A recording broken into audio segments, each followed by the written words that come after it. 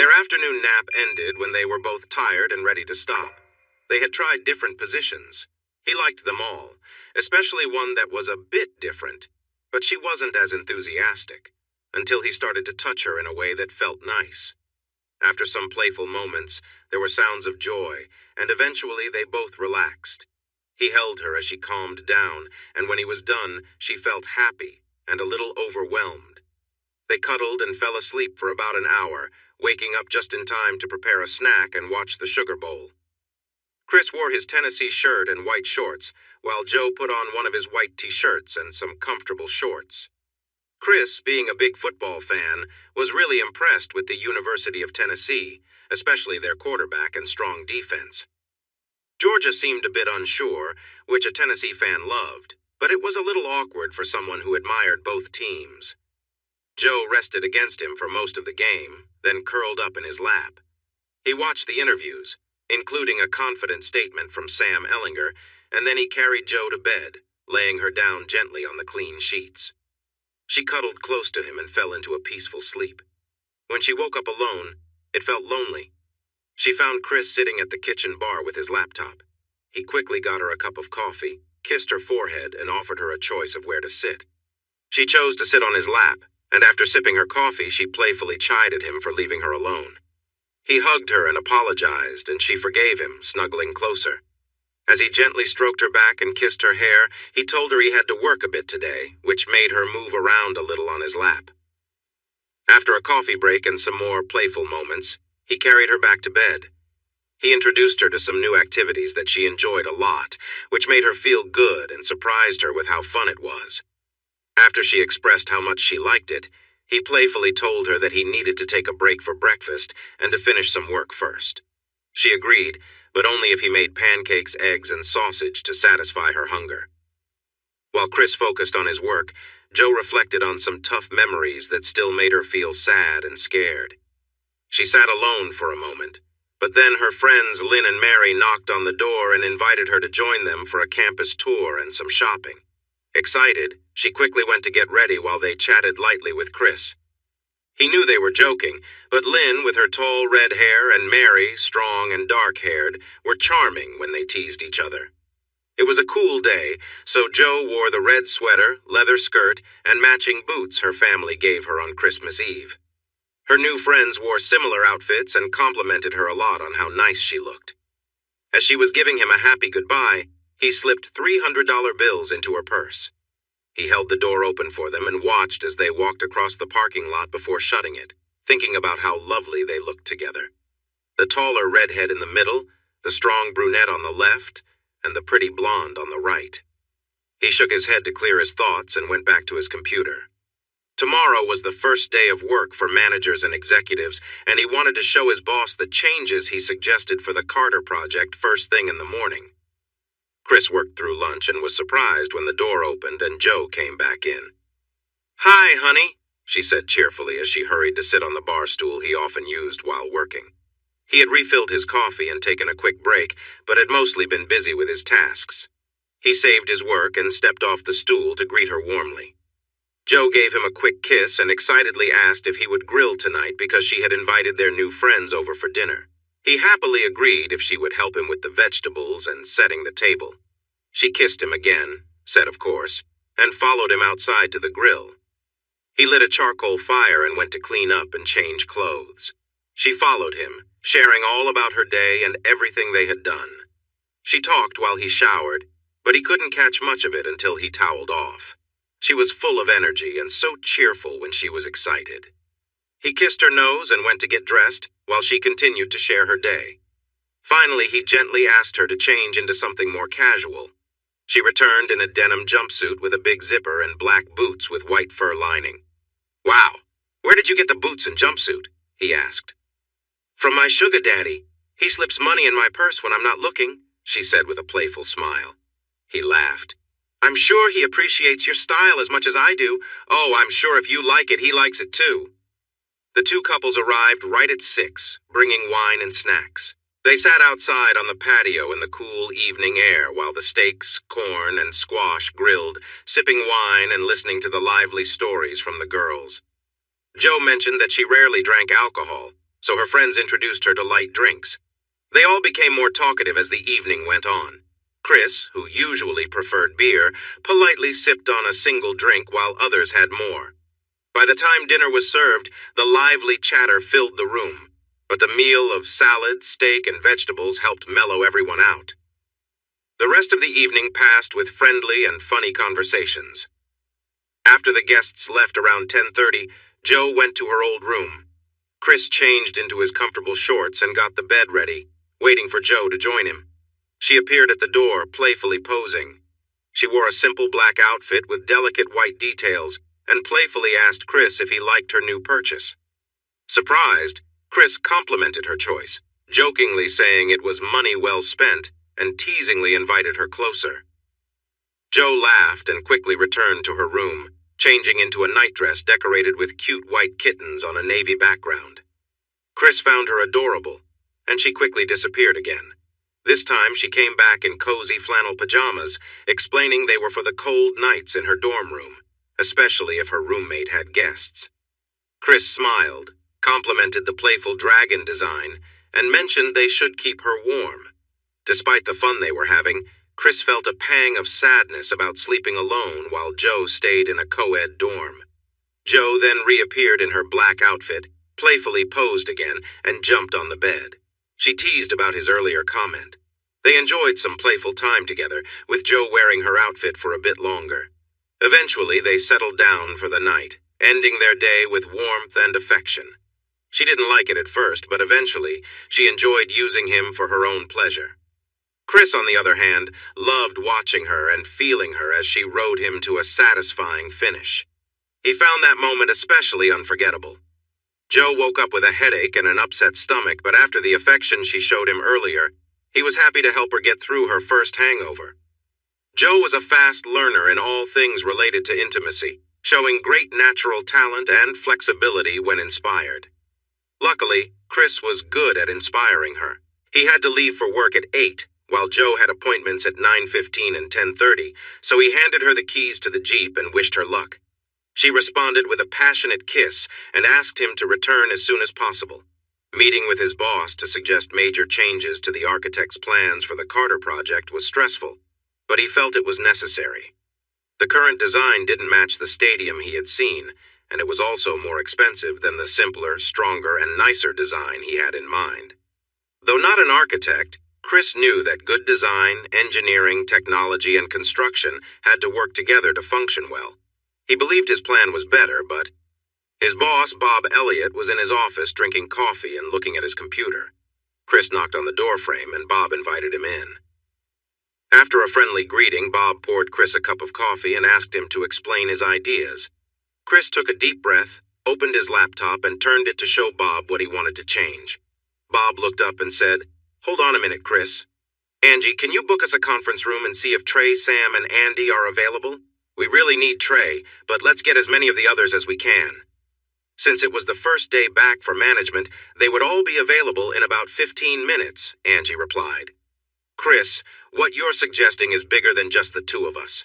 We need the higher-ups involved because they are the ones who can make decisions on this project with the university." Chris nodded, knowing that was true, but it didn't stop his stomach from feeling uneasy. He thought to himself, "Why do I have to be so pushy? I should have just kept quiet and done my job. The plans were made by a university planning committee and their architects. They aren't going to change things just because a young guy thinks they look bad. But here I am getting ready to embarrass myself and possibly get in trouble with all four of my bosses. How foolish. You're just being foolish, Christian Alexander." Bob took him to the conference room so he could connect his laptop to the projector, and they grabbed another cup of coffee before anyone else arrived. "Am I making a mistake by doing this?" Chris asked his boss. Bob laughed. "Not many 25-year-olds would bring a plan to their boss that could delay the project for a few months. But you're not just any 25-year-old. Let's hear what they think before deciding how silly you are." He had an attentive audience and faced some tough questions. The COO called in another experienced engineer and asked Chris to present to him. He took a deep breath and went ahead, answered his questions, and then waited for the engineer to challenge him. Chris felt uneasy while the older man rubbed his face, stared at the ceiling, looked at the screen, and then turned to face the CEO, COO, CFO, the Vice President for Construction Logistics, and the young guy who presented before him. Bosses, I'm embarrassed to say this, but he's right. His plan is simpler, the upper deck will be stronger, and it will fit better with the rest of the stadium. Even the luxury boxes will be better with these changes. Best of all, I bet we can do it for about 1,015% less and finish it sooner than we promised. The three executives and the VP exchanged glances and then smiled. Trey Beck spoke up. I guess there was a good reason to hire you and pay you well, young Alexander. We need to bring in more people to study and figure out your plan before we go back to the planning committee and Coach Patterson. But you've cleared a major hurdle we didn't fire you.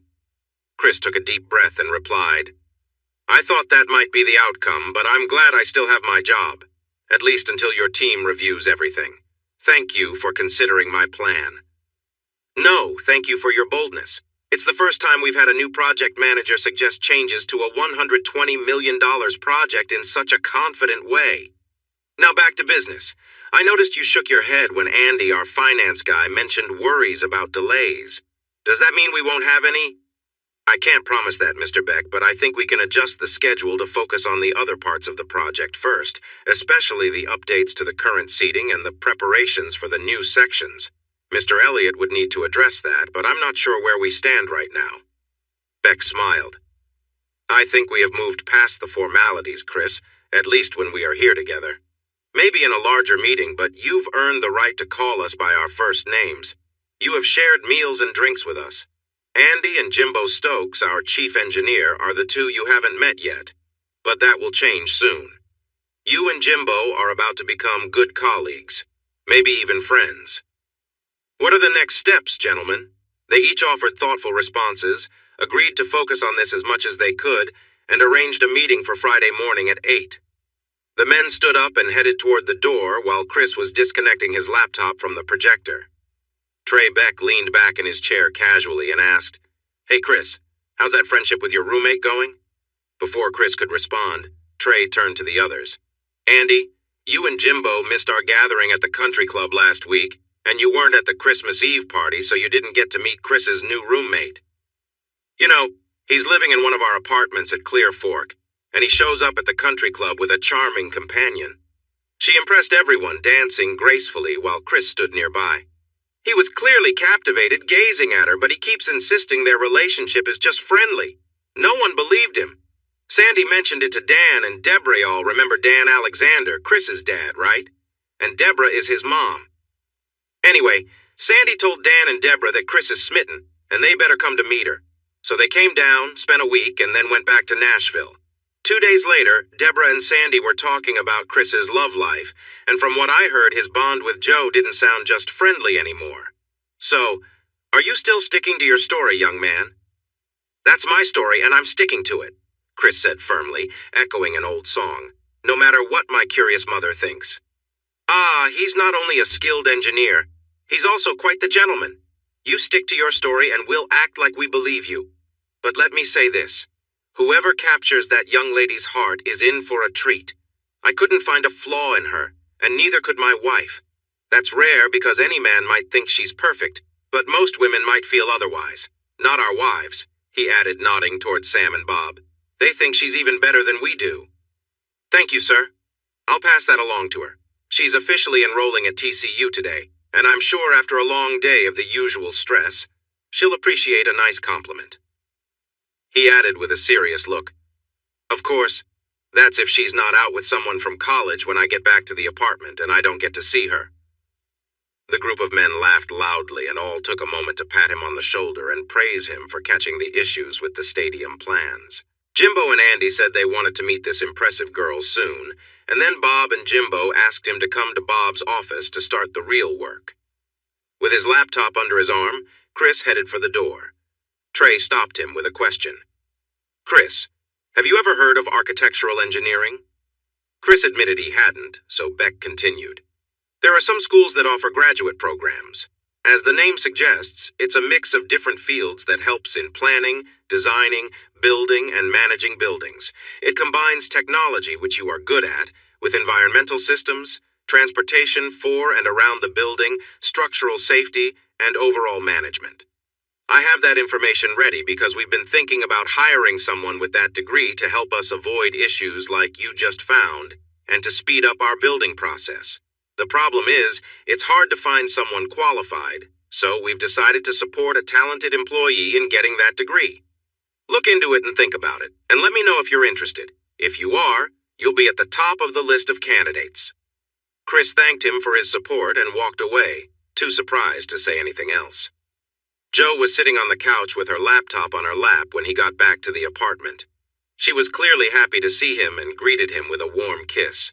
She asked about his day, but he told her it was a longer story and he needed to go to the restroom first. As he walked away, she asked what he wanted for dinner. He paused, turned to her, and said, "I want to take you out for a nice dinner. Put on something casual and let's go to the steakhouse we saw the other day. I have a lot to share with you and it feels like a celebration. How long will it take you to get ready?" She looked surprised but answered 15 minutes and hurried into her closet while Chris went into the bathroom. A big plus of being naturally beautiful is there's no need to do much extra. She slipped into a new pair of jeans and a light blue hoodie, brushed her hair, and put on some canvas shoes with blue laces before heading to the living room. 15 minutes after he asked, they were in the truck. Jo glanced at the menu prices and frowned. "Have you ever tried a filet mignon?" he asked, taking her menu. She shook her head. "Lucky you, tonight is a night for new experiences. I'll order for us if you let me know what you want to drink." She looked curious when he ordered fried mushrooms for both of them, but frowned when he said her filet should be cooked medium. "Trust me, I've served you medium steaks before and you loved them. Besides, they won't overcook a filet anyway." She seemed unsure but changed the topic. "So, what are we celebrating?" While waiting for their drinks and appetizer, he shared how he knew about plans to expand and renovate Amon G. Carter Stadium. After visiting with his family, he felt the plans weren't quite right. Since then, whenever I'm on my computer, I've been working on ideas to make the renovation better, safer, simpler, more affordable, visually appealing, and more enjoyable for the fans. He continued his story while they enjoyed the mushrooms, recalling talks with his bosses and the chief engineer as he shared his suggestions. When she asked, he repeated their supportive comments, finishing just as their main dishes arrived. Once they were served, Jo excitedly talked about the delicious taste of the filet mignon and how the salad and twice-baked potato combined to create flavors she had never tasted before. "No matter how you cook chicken, you can't bring out flavors like this," she insisted. Chris not only listened to her excitement, but encouraged it. An enthusiastic Jo was even more charming than usual, and he enjoyed the moment. After they ate and got back into his truck, with Jo sitting in the middle, he briefly mentioned Trey's doubts about their just friends relationship. He left out the worst of the teasing, but explained that his talkative mother was sharing anything Jo had told her, as well as what his sisters knew. She looked shocked. "What? Are you saying your bosses know about New Year's Eve?" "They and their wives know whatever you told Mom and my sisters. So whatever you said, they know. I haven't said anything to anyone because I respect you too much to share personal stories." She made a sad face. "I'm sorry. I just had to tell someone and we were planning together, so... Oops, I wasn't supposed to say that." "So the surprise wasn't really a surprise, it was planned?" he asked with a frown. "Oh, no. The plan was just to make sure you kissed me at midnight. Everything else... Yeah, that was all spontaneous, and I didn't give them many details. Mostly I just told them I had no idea how wonderful it would be and what an amazing guy you are." Chris smiled. "Well, that's good. I really don't want to think my mom is sharing all the details of your first experiences with someone else, including all the sounds that might have come with it." Jo blushed a bright red, like only blondes can, and admitted there might have been some of that. "But honey, your whole family just wants you to move on from what happened with Becky. When I told them how I feel about you, they said we are a much better match and that they could see you feel the same way. They also shared a lot about your childhood, your time at college, and your job with Beck so that I could know you better. You never mentioned leading the student government, being part of a fraternity, or many other things, so they filled me in." "And that's what all those secret meetings with giggles and laughs were about?" he asked, raising an eyebrow. She tried to look both sorry and defiant. "Okay, Maybe I said I was a virgin, and they told me how that first time can be tough. They might have mentioned how you care a lot about people you love, and how to make you jealous. And maybe your mom told me, no, I won't go there, even though she shared our business with your bosses and their wives, and I feel too embarrassed to face them ever again. Anyway, maybe I shared too much, but I did it because they are my best friends and I just had to share my happiness. He put his arm around her and hugged her close, saying, "It's okay, Joe, I understand. But I hope you learn to be careful about what you share, or it might get around." She cuddled up to him, quiet for a bit, then said firmly, "I don't care who knows about us. So what? That was the best night of my life and the best experience I've had. At least until now, since you've given me so many wonderful moments since then. Everyone has a first time." Chris decided to save the talk about graduate school for another time. Instead, he asked, "Now that you've said that, tell me about your day." She tried to sound excited, but he could tell she was holding back. He waited until they got home, then asked, "So you finished with your application, secured scholarships, and got a dorm room? Why do I feel like there's something you're not telling me?" Taking a deep breath, she looked away, then back at him. "Because my scholarships don't cover all my costs. They looked like they would, but I'm about $8,000 short. And no, Christian, you are not going to pay it for me, okay? I'll find a job and take care of it." "All right, calm down. Where's the gap? Tuition, books, and fees are covered, right? Room and board? That's the issue. I didn't fully understand the total cost, and now it's too late to get more financial help. I mentioned it to Lynn and Mary, and they said they would look into it. They think I might be able to move into the dorm, join their sorority, and apply for a scholarship to stay in the house. Or you could stay here. I know you would let me, and that's my first choice. But I really want to live on campus for at least one semester to experience college life. I'll want to talk to you or see you every day and spend weekends together. But I want to be a typical student for once." "I understand. That actually sounds better. You deserve to enjoy college life. Let them handle their part and I'll take care of mine. Maybe we can find you another scholarship or grant. I don't think working is a good idea this first semester. You're a young freshman and you should focus on your studies and grades, not on making extra money." Friday was a great day. Bob, Jimbo, and Chris did a wonderful job on their presentation, and the other departments were ready for the project changes. Everything depended on the planning committee and the university administration, who would meet Monday at 9 a.m. Chris would lead the presentation, with support from Trey Beck, the head engineer, and the management team. Joe got good news via email. She was awarded a direct grant of $10,000 from Beck Construction, with the requirement that she must keep a 3.0 GPA or pay it back within 10 years. The Delta Delta Delta sorority also invited her to join their small pledge class, which was a nice surprise. Chris wanted to take her out to celebrate, but she said that would be tomorrow night. They had plans to go out to eat and then dance at Billy Bob's, the biggest honky-tonk around. The celebration for tonight would start soon, after he assured her that the grant was real and not some money scheme. He promised to let her speak with the chair of the scholarship committee, Sandy Beck, if she needed more assurance. She smiled, jumped into his arms, and said, "Nah, that's okay. I need to start trusting you, and this seems like a good time. Now go take a shower and freshen up, just like I did, and meet me on the couch." I heard of a fun thing that I want to try. Lynn and Mary have done it, and they say it's a way to create special memories in every room. Are you ready for some fun?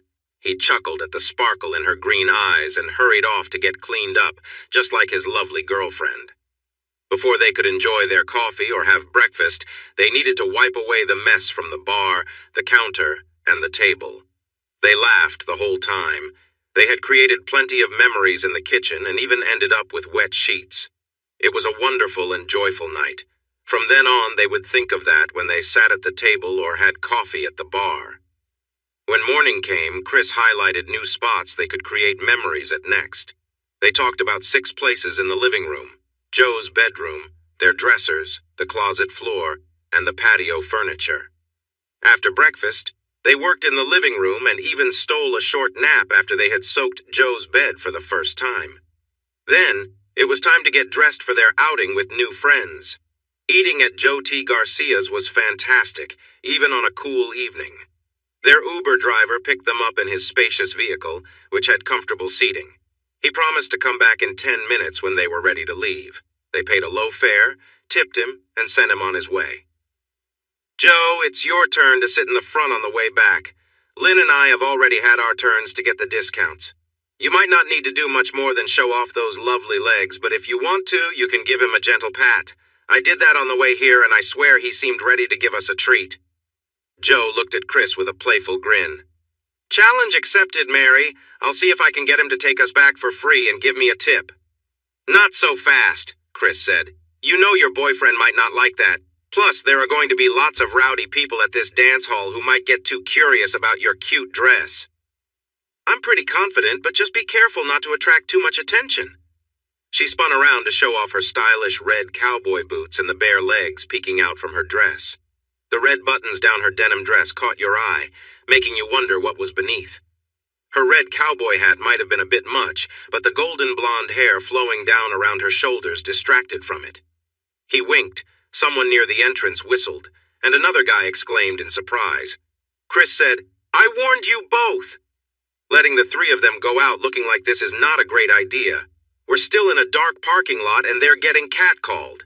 Lynn's bright red hair puffed out from under her black hat, and her tight denim dress that ended high above her black boots was attention-grabbing. Mary's outfit was even more revealing, a snug western shirt with buttons and a short denim skirt. This was going to be a very long night. When they showed up in their new outfits from a Thursday shopping trip, the two women had foolishly assured their husbands that men wouldn't approach married women wearing their rings. Naive Joe thought she could handle a drunken cowboy if needed. The men just rolled their eyes but promised to watch over each other. They had tickets to the Stoney LaRue concert. Neither Joe nor Chris knew much about Stoney, who was from a small town called Taft near Corpus Christi.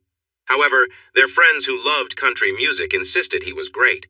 Since Joe and her cowboy had recently become fans, they wanted to go too. The crowd in the dance hall was mostly young and lively. They were there to have a great time. The energy of the crowd inspired Joe and Chris as they moved to their friends' reserved tables. They shouted introductions over the loud music from the opening act, but it was hard to hear, so Joe and Chris struggled to catch all the names. The chairs were set up in pairs, which meant Joe and Chris ended up sitting between two young cowboys who were without dates. They looked at Joe like hawks, eyeing their next meal, but she stayed close to her tall, strong cowboy. Chris was 6'2", and with his hat and boots appeared even taller. In his tight jeans and fitted shirt, he looked big and muscular. Joe felt small and safe next to him when she snuggled close. Everyone but Joe was drinking beer or whiskey. She was sipping on Pepsi, so people thought she had a mixed drink. Though dressed to impress, she only wanted to dance with Chris. The opening band played songs from popular artists that didn't excite Chris much. Joe bounced happily in her seat, and Chris, somewhat loudly, encouraged her to line dance with their friends if she wanted.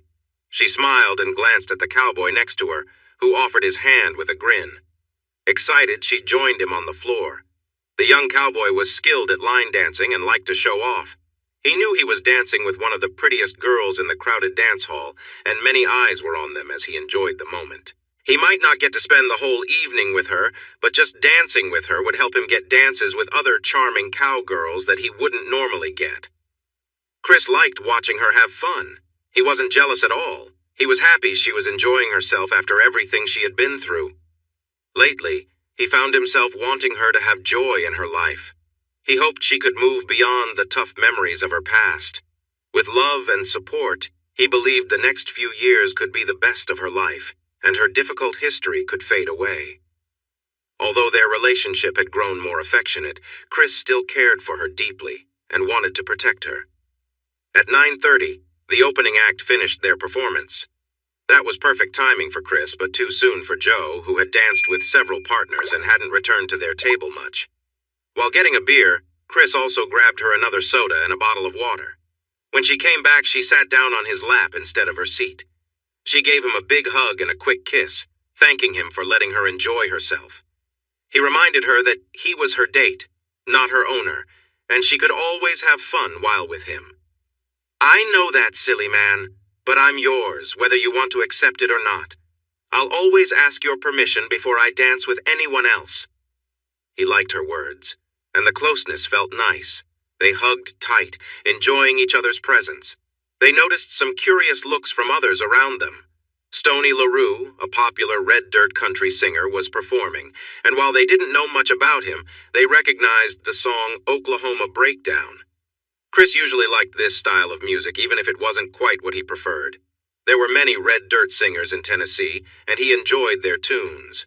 Many of LaRue's fans had created line dances for songs like Oklahoma Breakdown, so Joe shone brightly on the dance floor. They both showed off their dance moves on songs like Feet Don't Touch the Ground, and Chris loved showing off their country dancing skills on tracks like Texas Moon, First One to Know, Us Time, and Down in Flames. By the time intermission arrived, everyone in the dance hall knew Joe's name and recognized her dancing.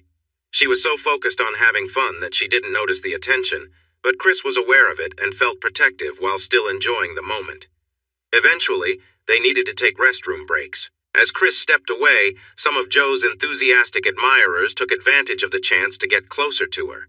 She dealt with the new arrivals quickly, but she had already danced with an older man in black jeans, a black western shirt with embroidered roses, and a black felt hat. When he asked her for another dance, she agreed, even though Chris was away from the table. When the upbeat song ended and a slow one started, instead of taking her back, he pulled her close and began dancing closely.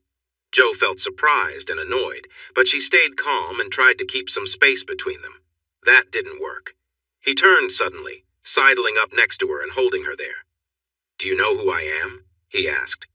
"I have no idea, but if you don't move back, you'll be speaking in a high voice," she warned softly. "I know how to defend myself. I'm an oil man and one of the wealthiest men in Fort Worth. I'm looking for someone special and I've picked you." "Please don't look at me like that. Let me explain. I'm divorced, travel a lot, and I like having someone like you with me when I go out. I'm ready to offer you a great deal. I'm talking about a nice place to live, fine clothes, jewelry, and a luxury car of your choice. All you have to do is spend time with me when I'm around. A pretty girl like you deserves the best in life, and I can provide that. What do you think?" "What did you say your name was?" she asked. "I'm Roderick Barnes from Barnes Oil. Can I have a moment to think this over? It's all a bit sudden. How about you walk me back to my table so I can grab my purse? I can say goodbye to my friends and we can talk more privately." He took her back to the table, smirking at Chris. She introduced them, saying, "Chris, this is Mr. Barnes from Barnes Oil. He just made me a generous offer. I need a moment to think, but I'm leaning toward—" Barnes kept his arm around her, smiling confidently, until Joe surprised him with a swift knee. He let go, dropped to his knees, and groaned. Leaning close, she said loudly enough for everyone to hear, "That means I'm saying no to your offer. If you come near me again, you'll regret it." She stepped back and he muttered an insult. Joe responded with a slap that knocked his hat off. Meanwhile, Chris sat calmly, sipping his beer with a smile on his face. Then he stood up, helped the man to his feet, and led him to the men's room. Once inside, he pushed him against the wall and calmly said, "If you go near her again, you won't have the chance to cause any trouble because I'll make sure you regret it. Now, clean yourself up and leave. If I see you again tonight or anywhere else, I won't hesitate to make sure you remember this." He let the man slide down the wall, then turned and walked back to the table. He asked Joe to dance. She stepped into his arms, leaning against him, and said, "I can't believe that guy. He offered me a fancy apartment, nice clothes and jewelry, and a car in exchange for my attention. What a joke." Her voice changed from anger to playful. "I was going to say I already have someone who gives me all those things, but my guy is younger and way more fun." Then her anger returned. "Not like him. I thought about just getting rid of him then and there, and maybe I should have. Your number one guy wants to make our night memorable, maybe break a record for fun. Even if the others don't want to come, you can sit in front and show the driver the fun you planned, but only when it's safe. What do you think? Dancing with weirdos or a lot of fun? I think I'll choose the second option. Let me grab my bag and tell the others we're leaving." As it turned out, everyone else was ready to go home too, so they made the call and waited outside. They told Joe that she had been the talk of the night, especially after she stood up to that man. "What did he do to you?" asked Lynn, curious. Chris gave Joe a hug and chuckled as she retold the story in her best playful accent. She tried to keep it light, but there was definitely some hurt in her voice. Chris held her a bit tighter, and their friends understood she was feeling more than she let on. Lynn and Mary joined in the hugs, comforting her as tears filled her eyes. John called the man rude and offered his support, but Donald had a different thought. "Joe, I haven't shared much about my family. That's because my dad is a selfish person, just like Barnes. They know each other well. From Barnes's viewpoint, offering you a special status is a way to show respect, not to offend you. He believes there are many girls who would gladly accept such an offer. In fact, I know some on campus who are getting nice payments from older men. Many girls in colleges across the country are getting support from these arrangements. My dad kept his relationships hidden from us for years. We only learned about it during the divorce, but one of them became our family doctor. Now, another one is advertising for a political campaign in Texas. I'm not trying to make light of what he did or how it hurt you. You might think he saw some flaw in your character, making you willing to accept such an arrangement. But to him, he simply chose the prettiest girl around, the one everyone was talking about, and offered her a tempting opportunity, a business deal, you could say. With you by his side, he'd gain respect from his shallow friends, something he's never had.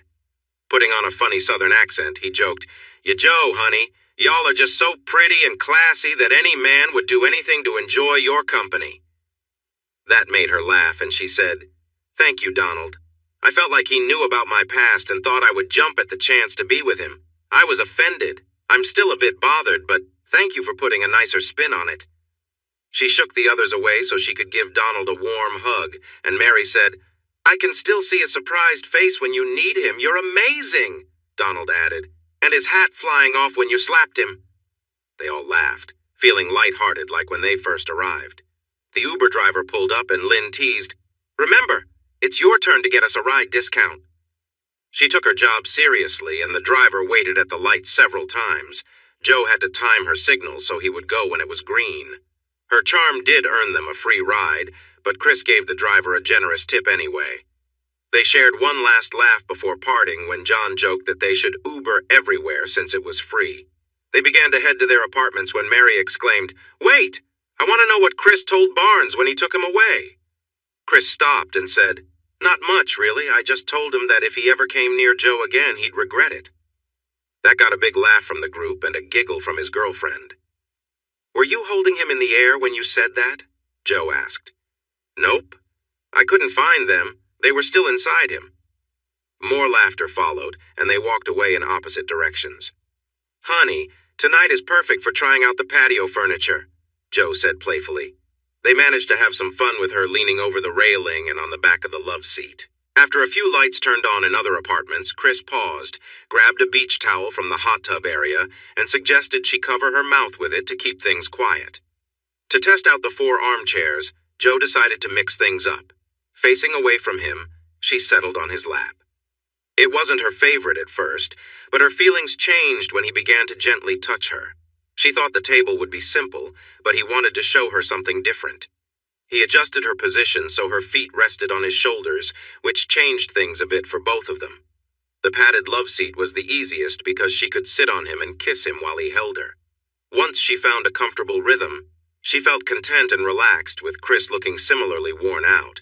So they explored 3 new positions and enjoyed 7 pieces of furniture, plus a fence. It's no wonder they were tired. On Sunday morning, they both felt a little sore, but by 9 they were making coffee and breakfast, chatting about the week ahead. Chris looked at Joe thoughtfully. "What's on your mind?" she asked. "We've never talked about church. Are you part of one?" "Seriously? My mom grew up in a very religious home and she didn't like it at all. She joked about people who went to church and wouldn't let me go to Sunday school or vacation Bible school with my friends." "Why do you ask?" "We're Episcopalians. In Nashville, we went to St. George's pretty regularly, usually the 8:45 service, but sometimes the one at 11. Afterward, we often had breakfast or brunch as a family. I noticed Trinity Episcopal while we were driving around TCU and looked it up online. They have a folk mass at noon that I'd like to try, if you'll come with me. It's less formal, with lots of singing. They use guitars, keyboards, and other instruments instead of an organ, and the songs are different from the hymnal. They are praise songs or folk hymns. After the service, we could grab a bite to eat. What do you think?" Her eyes widened, but she seemed interested. She asked about what to wear, what the service would be like, and other details he didn't know, but she looked more eager than worried. She decided on a black sweater dress with red buttons and black boots, which was stylish yet quite modest. As soon as they got out of the truck and walked to their seats, people watched them closely. But that was nothing compared to the attention Joe got when she started to sing. Her voice was beautiful, almost like an angel's. She was completely engaged, listening to every word, paying attention during every pause, and even kneeling and joining in when asked. Chris chose not to take communion with her, explaining that First Communion was an important step, similar to the baptism they had just witnessed. Joe nodded and watched others take communion, but told him it was okay if he wanted to participate. He wrapped his arm around her, giving her a comforting hug. Joe looked at him with shining eyes before turning back to focus on the service. It took a long time to leave because so many people wanted to meet them. The choir director and Father Joseph, the priest, took turns inviting Joe to join the choir. Chris jokingly asked, "What about me? Do you want me in the choir too?" "Of course," said the director with a friendly smile. "We have a few spots for bass baritones like you, and I'd be happy to help you sing better." Joe laughed, and Father Joseph smiled back, while Chris felt that she was right. Joe, with bright eyes, added, "Joe really doesn't need any training. Her voice is clear and can reach many notes. She would quickly become the star of the choir." They decided to discuss it once Joe got a better understanding of what TCU expected from her. Chris looked down at Joe and said, "Given how much she enjoyed the church experience today, I'm sure we'll be back soon." "First time? Really? Let me get something for you." Father Joseph hurried away, and his wife took his place to tell Joe how much she liked her singing. A few minutes later, Father Joseph returned with some brochures and a book about Christianity and the American Episcopal Church. Joe accepted them with joy, thanked him, and promised to reach out if she had questions. During brunch, Joe excitedly shared details about her first church experience. She explained that she turned down the choir invitation because she was nervous about singing solos. Chris smiled at her often and supported her whenever she felt unsure about her upbringing in a church. When Joe mentioned the choir again, he assured her that the reason they wanted her was because her voice truly was angelic, just as everyone had said at church, and as he told her when they first met, and how their friends praised her after their duet. She agreed to think about it and reflected on the baptism of a baby that she had seen during the service. She then wondered aloud if she had ever been baptized and frowned. "If I haven't been baptized, can I still be? Is there an age limit?" She had many questions that afternoon. While Chris was helpful, he suggested she call Father Joe after reading the materials to ask her questions of a true expert. She thought this was a good idea, and Chris wondered if he had ever been as curious as Joe. Growing up in the church, he had been to Sunday school for as long as he could remember and had attended many services, mostly the formal ones. They had become routine for him. Having Joe around showed him just how automatic his church visits had become. After reading the materials, Joe got on her laptop to learn more about the Episcopal Church and Christianity. Chris took the hint and focused on planning for their project. "I'm hungry and need to work out. Which one will my boyfriend help me with first?" she said playfully, batting her eyes at him. They decided to work out first, and after 40 minutes, they were very hungry and needed a shower. This added another 20 minutes to their time, and by then they were starving. Fortunately, the freezer was full of tasty frozen meals. They each had 2 meals, 1 salmon with vegetables and 1 shrimp pasta. With only utensils and glasses to clean, Joe wanted to watch a movie. "Have you ever seen a movie with Rob Lowe and Demi Moore called About Last Night?" Chris asked. She hadn't seen it, so he found it and explained it was based on a book and set in the 1980s. "You really are old," she teased. "The 1980s? So if we watch Spartacus, does that make me a Roman?" he replied playfully. She laughed at the funny parts and admired Rob Lowe's looks. She felt upset for the character Demi, who had an unkind boss. She even wondered if she sounded as lovely as Demi. When Rob and Demi shared sweet moments, she got excited and cried when Demi moved back to her apartment. She was even sadder when Rob confessed his feelings and Demi turned him down while it rained. The fun moments, like riding bikes and watching Demi and Rob together, made her happy, so they playfully pretended to recreate the sweet bathtub scene, adjusted for Chris's size. Then she insisted they dry off and cuddle in bed. It was one of the best Sundays in Chris's life and easily Joe's favorite too. On Monday, they met at 9 with the Stadium Planning Committee, the administration, and Coach Patterson. After introductions, Chris started his presentation by explaining that his proposal came to him while he was in the stadium with a student and some football fans, including himself. He already knew the initial plans, and standing in the stadium, he felt they didn't fit well with the historic setting and wouldn't be as welcoming for fans as they could be. Chris noticed Coach Patterson becoming more engaged during the presentation and saw the others looking at him for his reaction. As the presentation continued, Coach P and the others became more interested and active. In the end, Chris and the people from Beck answered many questions, and the committee decided to pause the meeting for a private discussion with their architects. After 30 minutes, they brought the Beck representatives back and agreed to the changes, but with one condition: that everything would be done in time for the 2020 season. Trey Beck assured them it would, and everyone shook hands. Coach P held on to Chris's hand for an extended shake and expressed how pleased he was that Chris visited the stadium and got inspired for the updates. He promised Chris would have great seats for every game from that point on. The construction teams were getting back to work, so Chris went to the office early to meet with Bob Elliott and Jimbo before heading to the TCU campus. Chris's updated plans were quickly accepted, and they took their work trucks to the TCU football stadium, then walked to the meeting. After the meeting, Bob introduced Chris to all the workers, and he and Jimbo discussed the changes to the original plans. There were some unhappy faces, so Chris spent 35 minutes explaining the updates, why they were necessary, and answering questions. This helped, and everyone got together to plan their tasks for the day and the week ahead. Chris spent the day getting to know his new coworkers, asking for their feedback, constructive criticism, and new ideas. He also asked them to share suggestions for making their jobs safer and easier. By the time he left the site at 5:30, he felt both tired and excited. Joe had taken the Jeep to meet her advisor.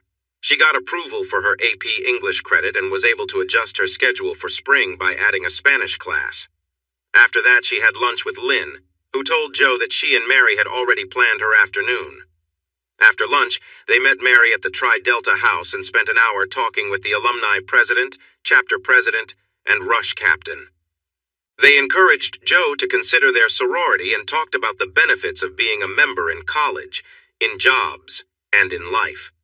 They also mentioned a scholarship to help with the fees for joining and being part of the group. They even offered free housing, but Joe was happy with the dorm room she received, and with the Beck scholarship, that didn't influence her decision. She wasn't sure if she wanted to spend time in a sorority anyway. After all, she had a nice apartment and a great boyfriend, and she planned to enjoy her free time with him. Lynn and Mary convinced her to go on a quick shoe shopping trip. She got back to her apartment at 5:40, parked her car, and carried her bag of shoes to the front door while thinking about what to cook for dinner that would make her boyfriend happy. As moving to the dorm got closer, she found herself wanting his affection more. Joe unlocked the door and stepped inside. She pushed the door shut with her foot, but it quickly flew back open and hit the wall. Before she could turn to see who had come in, she was pushed across the room and fell to the floor. 4 men rushed toward her, and before she could react, they held her down. 2 of the men pinned her arms while another sat on her legs. She screamed, but someone covered her face with a cloth, and she soon lost consciousness. When Joe woke up, her arms were tied behind her and her legs were secured. Something was stuffed in her mouth, keeping her from shouting. As her vision cleared, she saw her past family around her, her former guardian, his 3 sons, and her mother all smiling. "We thought you could just disappear, huh? You owe us," one of them sneered. "We're taking you back so you can repay your debt." Joe glared at her mother, making her shrink back. Her mother called to Clyde, asking him to make Joe stop looking at her. Clyde stepped closer. "If you keep it up, this is going to hurt more," he warned. "You're going to pay for leaving. The more you fight, the worse it will be." Joe didn't back down, and Clyde slapped her again, causing her head to turn. One of his sons chimed in, warning Clyde not to hurt her too much, as they had promised others something special. Clyde stepped back, shaking his fist at her. "Keep challenging me, and it'll be even worse for you." Joe looked him in the eye defiantly, and suddenly, Clyde stumbled back, breath knocked out of him as he was pushed into one of his sons. The son closest to his father on the left fell when a large hand struck him hard, knocking him down as he watched his dad get thrown across the room. The one on the right turned to face Chris, fists raised like a boxer, but collapsed in pain when a strong kick hit his knee. Chris advanced toward the man and the remaining son, his face full of anger. He began to threaten them. "Your friends won't even know who you are when I'm done with you. You broke into my home and hurt my girlfriend, and I could defend myself. But instead, I'm going to make sure you regret ever stepping foot here." One of the sons pushed his father aside and charged at Chris, but Chris stepped out of the way, grabbed him by his shirt, and sent him crashing head first into the door. He went down and stayed still. Chris heard Joe scream, and he quickly turned around, swinging his fist. It connected with the face of a woman who was trying to stab him, sending her to the ground. The knife she held fell beside her, and Chris recognized it from his own kitchen. Just then, Chris noticed the father charging at him with a long knife. He dodged to the side, and as the man passed, Chris hit him hard in the face. The man staggered but turned back, threatening Chris. "I'm going to cut you up and take her with me." The man swung the knife back and forth, but Chris moved calmly, staying out of reach. When the man lunged at him again, Chris caught his wrist and used the momentum to twist his arm behind him. The father cried out in pain, and Chris warned him, holding the knife at his back. "You're done. You brought this on yourself."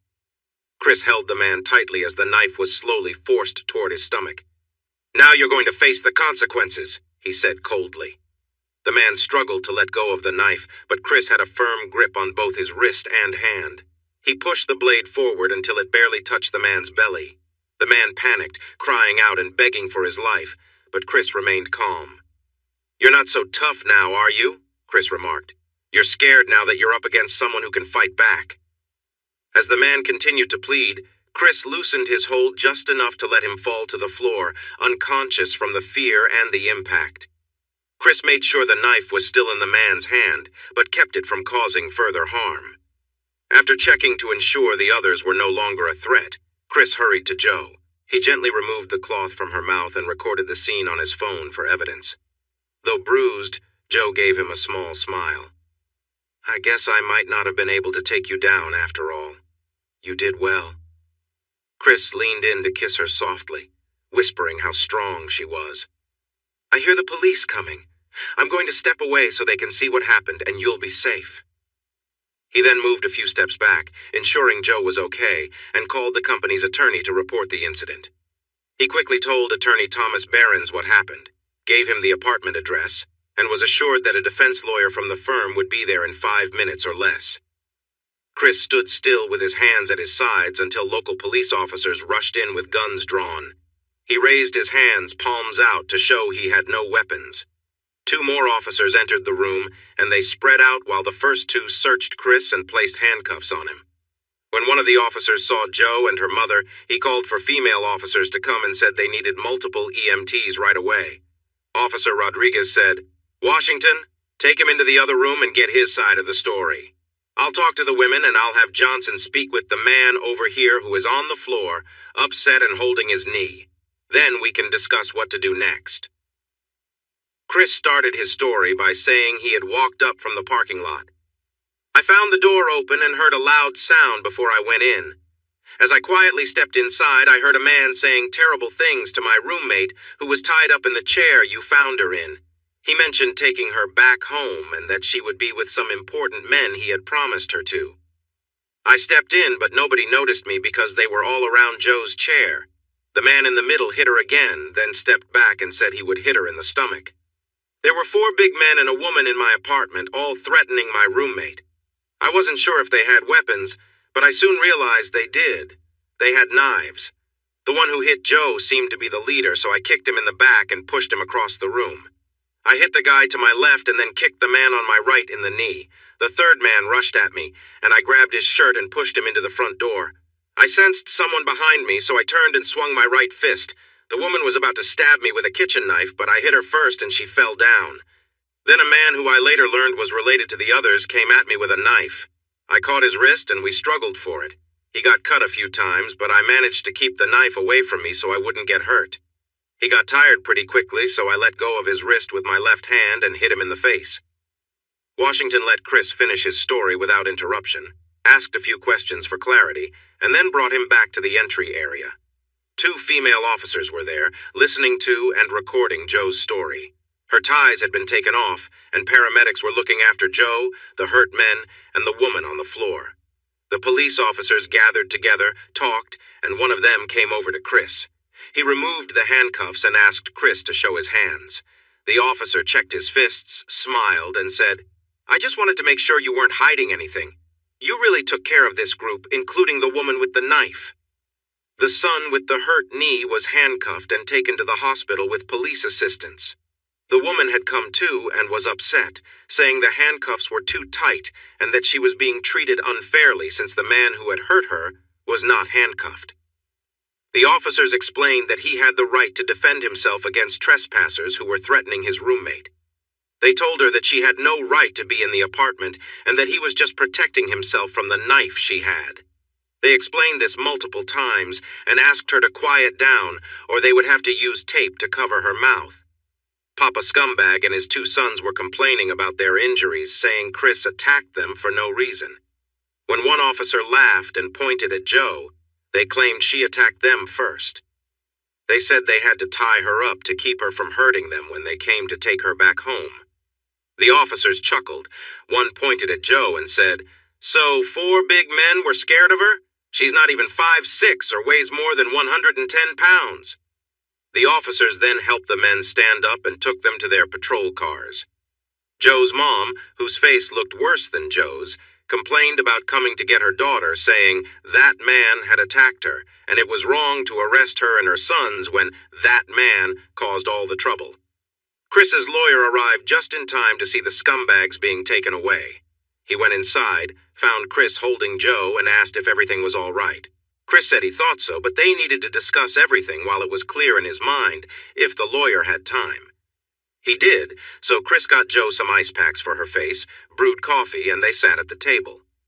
Chris paid the lawyer a small fee, signed a contract, and they shared the full story, including what the men and the woman said while waiting for help. The lawyer took detailed notes and recorded everything. After they answered his questions, he assured them they were not to blame and that nothing would come from the accusations against them. He asked them to come to his office tomorrow morning to meet with him and the senior partner who handles criminal defense cases. They agreed to come in at 9 a.m. With the entrance and part of the dining area blocked off with yellow tape and investigators collecting evidence, Chris took Joe back to his bedroom and laid her down gently on the bed. He lay beside her, holding her close. He could feel her beginning to lose her strength. She cried for a while, then her tears turned into soft whimpers.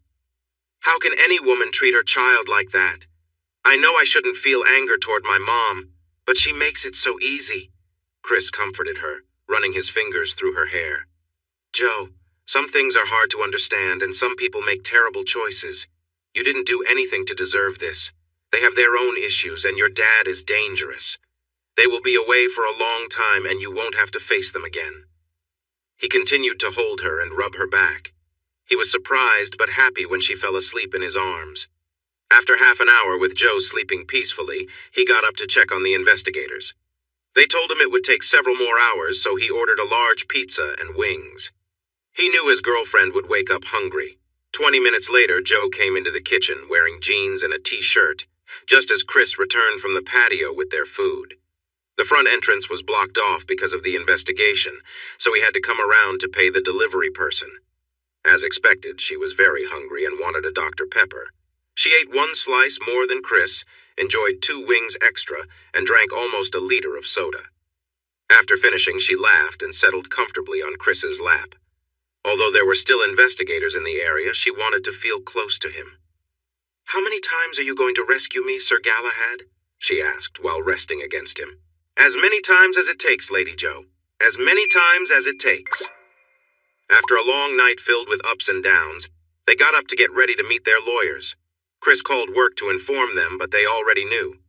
Bob put the call on speaker and Trey began with, "Is Joe okay?"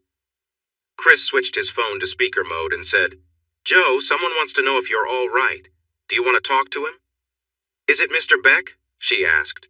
"No, sweetie, it's Trey, and we're worried about you. Sandra was up half the night praying and hoping you and Chris are both okay. Are you?" "I've had better days, but I thank God for Chris. He helped me through what happened and comforted me all night. He seems to be doing well this morning, but that was a hard experience for both of us. Thank you and Sandy for being so kind. Honey, we haven't spent much time with you, but we care about you. As for Chris, he's one of the kindest people you'll meet. Unless someone threatens those he cares for, then he has to be strong. Take all the time you both need, Chris. We have your plans, and Bob is going to the site with Jimbo to keep things moving. Don't stress about work, focus on taking care of Joe." "Hi, Joe and Chris. This is Bob. After we hang up, I will call my wife to update her. Everyone is worried about you, so please look after each other. Just let me know when you're ready to come back, Chris, and don't worry, we'll handle everything." Hearing how much people cared made Joe emotional again, and she wondered why everyone was so nice to her except her mother. After saying hello, the chief defense lawyer, Darren Howard, told them that he had read Mark's notes from their conversation the night before and listened to his recordings. "There are a few things we need to talk about, if you're comfortable." Both said they were okay with it, so Mr. Howard started asking about how they ended up living together, with Joe away from her mother. He focused on Joe, so she began sharing her story, talking about her childhood, her mother's struggles, and moving in with Elwood and his sons when she was 15. She mentioned that she did most of the cleaning and cooking when she was home, but tried to stay at school as much as she could because she did not feel safe there. She shared how a deputy sheriff and social worker helped protect her until she was old enough, how she heard Elwood and his sons making plans for her birthday, and how she wanted to finish school early and get scholarships to TCU. Chris listened carefully, observing both Joe and the lawyers. At first, the attorneys seemed professional, though concerned when she started sharing, but their expressions changed to frowns as she talked about the ongoing difficulties she faced. The mood lifted when she reminisced about meeting Chris, getting a ride from him, their friendship, and the happy moments they shared. When it came to the previous night, they encouraged her to express not just what happened, but how she felt. The video captured both her words and emotions, and for the first time she spoke about feeling helpless and scared by the threats from the people she had to live with before. Her strongest feelings were anger towards her mother, but she also felt heartbroken by her actions. She said she had always known that Elwood and his sons were bad people, but now she realized her mother was too. Sometimes she cried and wondered if she would become a bad person like her mother since they shared the same genes. She also said she would feel devastated if her mother or anyone else hurt Chris. When she finished speaking, both lawyers were very moved and felt angry. "Chris, we need to talk about your story again. But first, Joe, can I share this video with the district attorney? I don't want anyone to make a deal that lets these bad people get away with short sentences. The DA has a daughter who recently turned 15, and I think showing her this video will help ensure they get severe punishments. I know this includes your mother, but she seems just as dangerous as the men." Joe looked at Chris, who whispered to her. "Maybe they will get her help for her issues and give her a chance to learn a new skill or get a better education. She must be smart to have you, but she's made a mess of her life." Joe turned back to the lawyers and said she agreed. Howard called in an assistant and asked her to prepare a form for Joe to sign. "Now, Chris, we need more details about how you handled 4 men and a woman with a knife without getting too hurt," Howard said. Chris showed them his hands, which were bruised and scratched, then laughed. They all chuckled together, thinking he did well given the situation with 5 tough people, 2 of whom had knives. They asked Chris how he felt during the struggle, whether he used too much force or just enough to stop the attackers, and other details they believed the bad people might try to use as excuses. Since they had no strong defense, the lawyers thought the bad people might blame the victims. Feeling confident that Chris's story would stand up in questioning and in court, they had Joe sign the form and promised to keep them updated. It was after 11, so they decided to have an early lunch. This gave Joe a chance to think about her mother's mistakes. Chris listened and then asked about her grandparents. She had never met them, but her mother said they were very strict and terrible parents. Joe wondered if her mother was even worse. Chris then asked if she knew anything about the man her mother said was her real father. Jo shared the story her mother had told her. She had met a man she called Kennedy in a bar where she worked as a waitress. He had offered her drinks and drugs. She spent the night with him, and the next day, he left. She couldn't recall his name or much about his appearance, but he mentioned being the black sheep of the Kennedy family. Chris tucked that away, planning to look into it later. After lunch, Chris suggested they stop by his work site to check on things and see if any help was needed. Jo mentioned she had been assigned a dorm room and wanted to see it with him. He hid his nervousness about her moving, but said yes, as long as she went to the stadium with him first. She agreed, asking if he thought they were both dressed too nicely. He laughed and said, "The guys could use a nice surprise, and you'll definitely be that." On their way, he playfully urged her to show the strong and confident woman he knew her to be. She laughed and asked how far she should take it. He chuckled, telling her to just be herself. And she was. Her knee-length dress had a high neckline and long sleeves, but flared out, swishing as she walked in her 3-inch heels. It revealed more of her lovely legs compared to when she sat modestly, and since they were on a walkway above the construction crews, everyone could see. Like when a crowd goes quiet at a big event, work stopped when their boss arrived with this beautiful young lady beside him. Bob grinned, while Jimbo, who had not met her before, stared in surprise. "Is that her? No wonder Trey said what he did." As they approached, Bob shouted, "So, how did your meeting go?" Jo gave a bright smile, and Chris replied that things went so well he hoped to be back the next day. With Jo beside him, looking around at the work and the staring workers, Chris asked if they needed anything from him. They said no, and Chris turned to Jimbo. "You haven't met Jo yet, have you? Jo, this is Jim Bob Fisher. Jimbo, this is Amy Jo Kennedy." Jo looked surprised. How did he know her full name? Still gracious, she greeted Jimbo, said hello to Bob, and waved at the workers. Chris smiled and called out, "Hey everyone, this is my girlfriend Jo Kennedy. Jo, these are the guys I work with." Jo waved again and said, "It's nice to meet you." They clapped and cheered for her. "You need to take her away or we won't get any work done today," Bob joked. They left, but work didn't resume until Jo was out of sight. "How did I do?" she asked playfully. He wrapped her in his arms and kissed her warmly, then said, "You did more for my reputation in 10 minutes than I could do in a month. Anyone with a girlfriend like you must be an impressive guy." They drove to the dorm, parked, and watched as students and their parents moved things in. This time, Jo took his hand, marking her territory against the pretty girls watching him. He noticed and said, "Wow, you won't be the only pretty girl in this dorm. Some of the new arrivals are really attractive." She realized he was just joking, so she replied, "Ha ha, look at all the attractive boys moving in. I might enjoy this more than I thought if my boyfriend doesn't treat me well." They smiled at each other.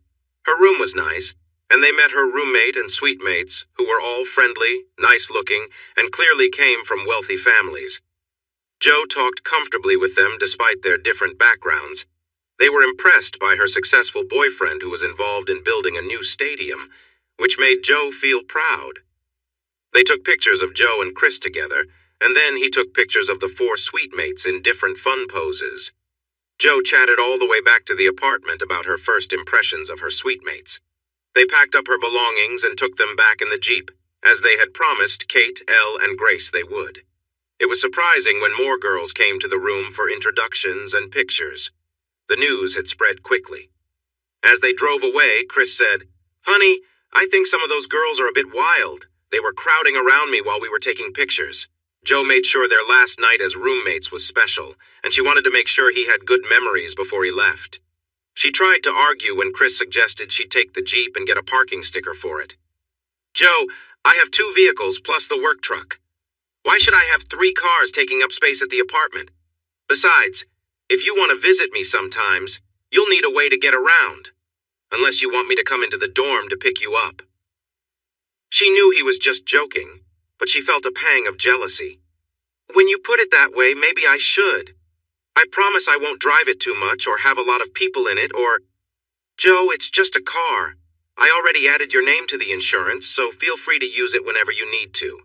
I trust you to be responsible. Of course, I don't want you driving after you've been drinking, but otherwise, use it however you like." She looked shocked. Chris, I would never do something like that. I'm only 18, I can't even drink legally, and I sure won't. Oh, you're teasing me again. I see that smile. She playfully hit him on the shoulder, but she smiled back. I promise not to make any messes in the back seat of the Jeep if you promise not to make any in the back seat of the Ram or on the sheets at the apartment. So, the couch, tables, and chairs are fine?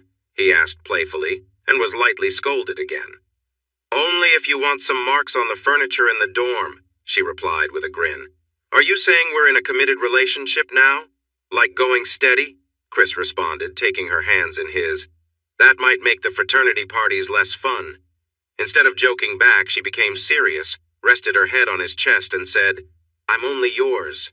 You need to decide if you are only mine. I'm yours, he answered earnestly. She reached around his neck, pulled him down, and kissed him deeply. And I'm yours. At that moment, Jo had no idea how that promise would be tested.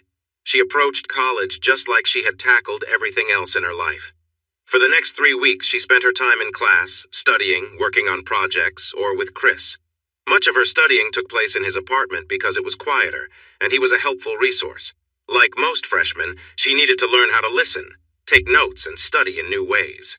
Many college professors preferred to focus on research and writing rather than teaching, so students often turned to their graduate assistant, GA, for help or hired a tutor. She tried the GA for a tough course, but he seemed more interested in flirting than helping her learn, so she turned to Chris. He was a patient tutor who helped her understand what she needed to succeed in her coursework and projects. He taught her that remembering and understanding were just the start. To truly excel, she needed to be able to apply, analyze, evaluate, and create with what she learned. Unfortunately, like many schools since accountability testing became a trend, the schools in Arkansas where she had studied focused more on what would be tested than on gaining knowledge and skills that would help students in the real world after school. This issue wasn't the fault of the teachers or administrators. If students didn't pass the state tests, they faced consequences. If enough students failed, the teachers and schools also faced trouble. Schools had to make sure every student passed, often forgetting to teach things that would help kids in real life.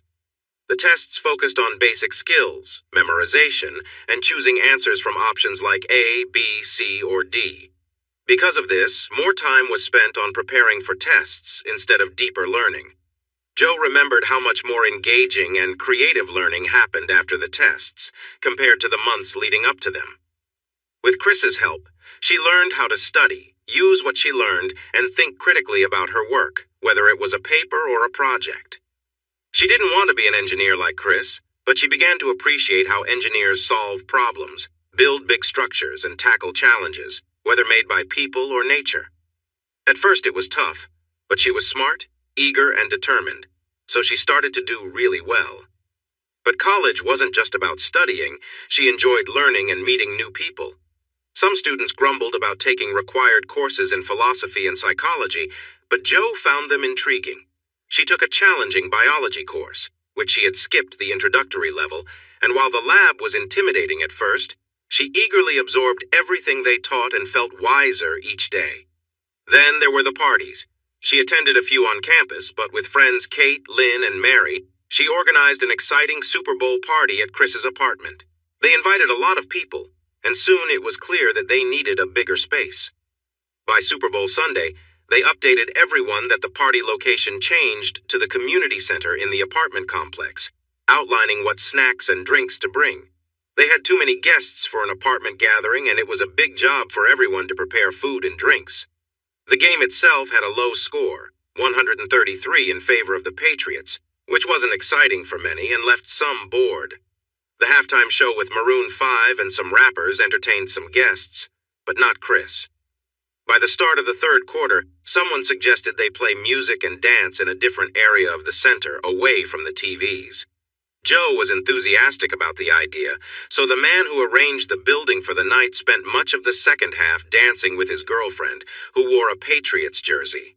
She wore short shorts under her jersey, but all you could see were white knee-high socks and red shoes, along with her legs and a red jersey with white numbers and blue details.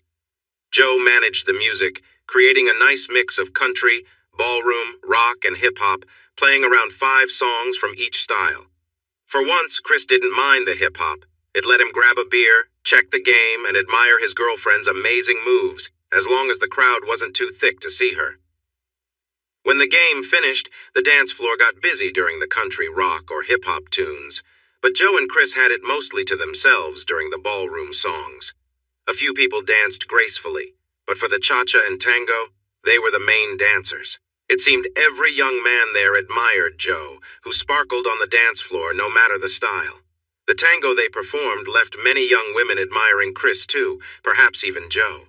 Lynn, Mary, and Joe stood by the door saying goodbye and accepting compliments from those leaving around 1 in the morning, while Chris, Don, John, and some friends organized the space. When asked if she needed a ride, mostly by hopeful guys, Joe said she had to help clean up and already arranged for a ride after that. It wasn't really untrue. She did assist with cleaning while chatting with the other women, and she indeed got a ride afterward. She wanted to wash off the sweat, but Chris playfully coaxed her to dance and then gently wiped the beads of sweat from her face and legs. They shared more playful moments before he finally took a break. Chris was full of energy that night and was ready for more fun the next morning as well. After an enthusiastic start to the day, Chris headed to work, while Joe skipped her first class and dragged herself to the second at 11. She promised herself never to keep him waiting for more than a week again.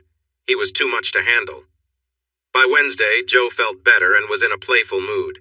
She hadn't seen Chris since early Monday morning, so just before lunch she wore her new leather boots and a matching skirt with a red sweater. She convinced Elle and Kate to walk to the stadium with her. On their way, she shared her plan, and they made a big entrance from the southwest corner. They giggled, laughed, posed, and Joe pointed excitedly at Chris, who was at the far end. They walked down the path near the stands, catching everyone's attention. Even the crane stopped. Chris was focused on some plans, but Jimbo noticed the quiet and followed the workers' gazes. "Chris, we might have to reduce your pay if your girlfriend keeps halting work like this, and now she's brought 2 friends. Chris looked up and saw Joe and her friends nearby, setting the plans aside. He felt happy to see her, but a little shy about the scene she was causing. He approached them with a smile. Joe rushed to him, hugged him, and kissed him. Kate and Ella joined, and he hugged them too after Joe finished. Loudly, since they were close, Joe exclaimed, "Honey, we've been invited to the Tri-Delta's winter formal on Valentine's Day. Will you go with me, please?" He smiled back and said he'd be honored. She jumped into his arms again, shouted, "Thank you," and gave him another quick kiss. Joe mentioned they could sort out the details this weekend, but that he would need a tuxedo. He nodded, said goodbye to the other girls, winked, and joked, "I'm glad it's almost lunch because it looks like we won't get anything done around here for a while, especially if you leave the way you came in." Joe promised it would be fun if he agreed to join them for lunch at Dutch's. He happily agreed and walked back to his plans. By the time the girls reached the end, everyone was watching them, and they stayed locked on until the girls disappeared from view. Then all eyes turned back to Chris. "What? You guys have partners too, and they have friends, right?" he called out. "Not like that," was shouted back, followed by laughter and chatter in the stadium.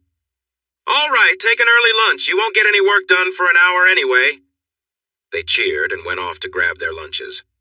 Jimbo patted Chris on the shoulder and said, "The more I see you, the more I understand why folks talk about you. Bob, it's time for Chris's mid-year review. I need to meet with you and Jimbo this afternoon at 3 if that works for you both. If not, just suggest another time." "I think that will work, Trey. Jimbo is supposed to be in the office this afternoon. He says he's wasting his time on site when Chris is there anyway." "But boss, if you're hoping for anything but glowing reviews, you better get someone else to sit in. We're both really impressed."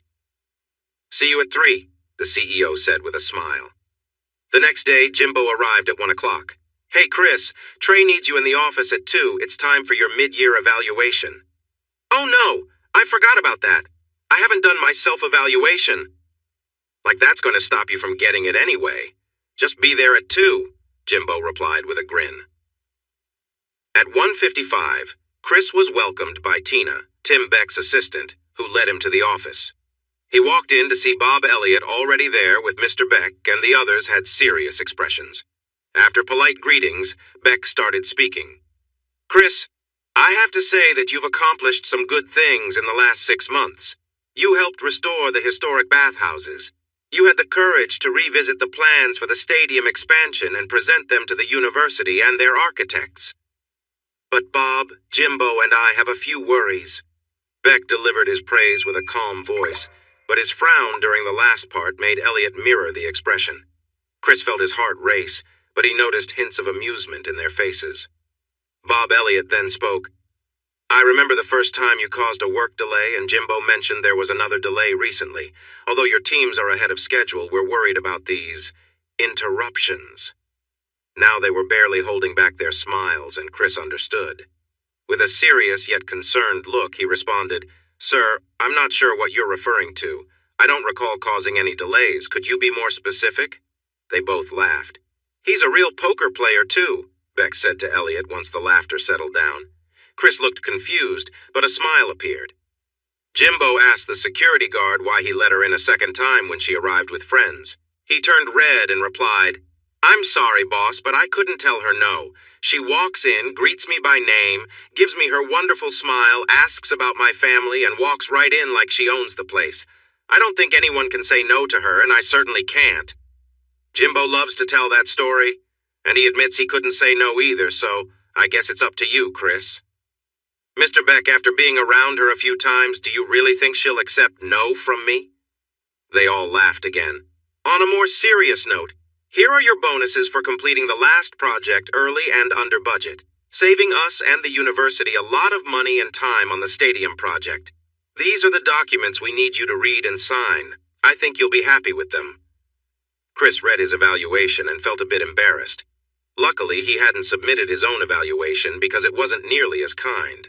There were many things he could have done better. When he opened the envelope with his bonus checks, he nearly choked.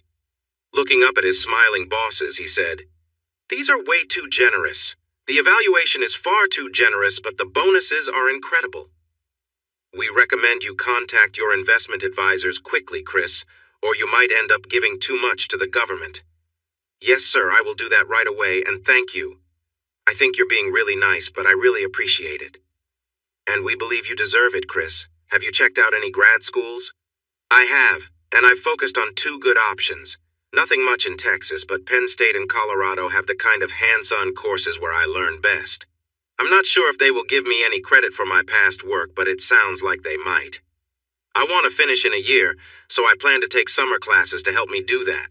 I'm not really interested in a school that overlooks my experience and treats me like a recent graduate, or thinks that only classroom learning is important. My next step is to see if either school will recognize my experience. Do you have any advice on this? Let's bring in Sam. He's a proud CU Buffalo. Sam was sure that Colorado was the best choice. He knew the head of the engineering school well and could help Chris. Trey smiled. You can tell him we just got a contract for a 12-story building in Boulder, and we can offer paid internships to other students if Chris gets credit for his experience and can serve as assistant manager on the project. Sam told them not to worry, asked for a copy of Chris's latest evaluation, and instructed Chris to fill out the admissions forms online. Chris walked away feeling amazed, with the rest of the afternoon off and a strong urge to cash the checks. By the end of February, Joe was adjusting to campus life and schoolwork, but the social side was more difficult. One big reason was that she drew attention wherever she went. Without trying, she attracted many boys, which led to girls wanting to be around her for their own reasons, not for friendship. With more girls around, more boys were interested, and her social circle kept expanding. She felt confused about who to trust because many girls were not genuine, and some boys just wanted her attention. Joe had a scholarship and had to keep her grades up. Many of her classmates came from wealthy families, so they just needed to focus on getting passing grades. The girls wanted her to join various activities and help them with dating. The boys wanted to spend time with her, but when she wouldn't date, they asked her to share meals or watch shows instead. She wasn't good at saying no to their constant requests and pressure, which was starting to take away from her study time. She couldn't afford to eat at fancy restaurants or shop like the other students, but they were so persuasive that she sometimes went along with them just to avoid conflict. At this rate, her limited spending money wouldn't last until spring break, but if she let someone else pay, They seemed to expect more from her. The friends around her and the guys trying to impress her loved to take pictures and share them online. She didn't want to say no, but it felt like everyone wanted to pose with her. Being seen so often with girls who wore little clothing or with boys who leaned close to her made it look like she was just there for fun and not focused on school or her relationship with Chris. This led to a video call from Chris's sisters, who had some strong words for her. She cried as she tried to explain the pressure she was under, but they were not convinced. Diane told her to be brave and learn to say no. If that didn't work, say an even stronger no. Then they shared advice on how to handle tough situations with some of their classmates. Just as a warning, they mentioned that their mom had talked to Chris earlier to see how he felt without making it obvious that there was a problem. He had replied, "Yes, I know, I see social media too. I don't own her. She's a college student now and she's figuring things out. There's not much I can do." "But it's not what it looks like. I promise I haven't done anything wrong," she said. "And how does Chris know this? He says he hardly sees you or hears from you. He's dealing with important matters right now and you're not included." "I've been so busy. But we had a date to the winter formal on Valentine's Day and he didn't say anything. I'll call him tonight and explain." "Good luck.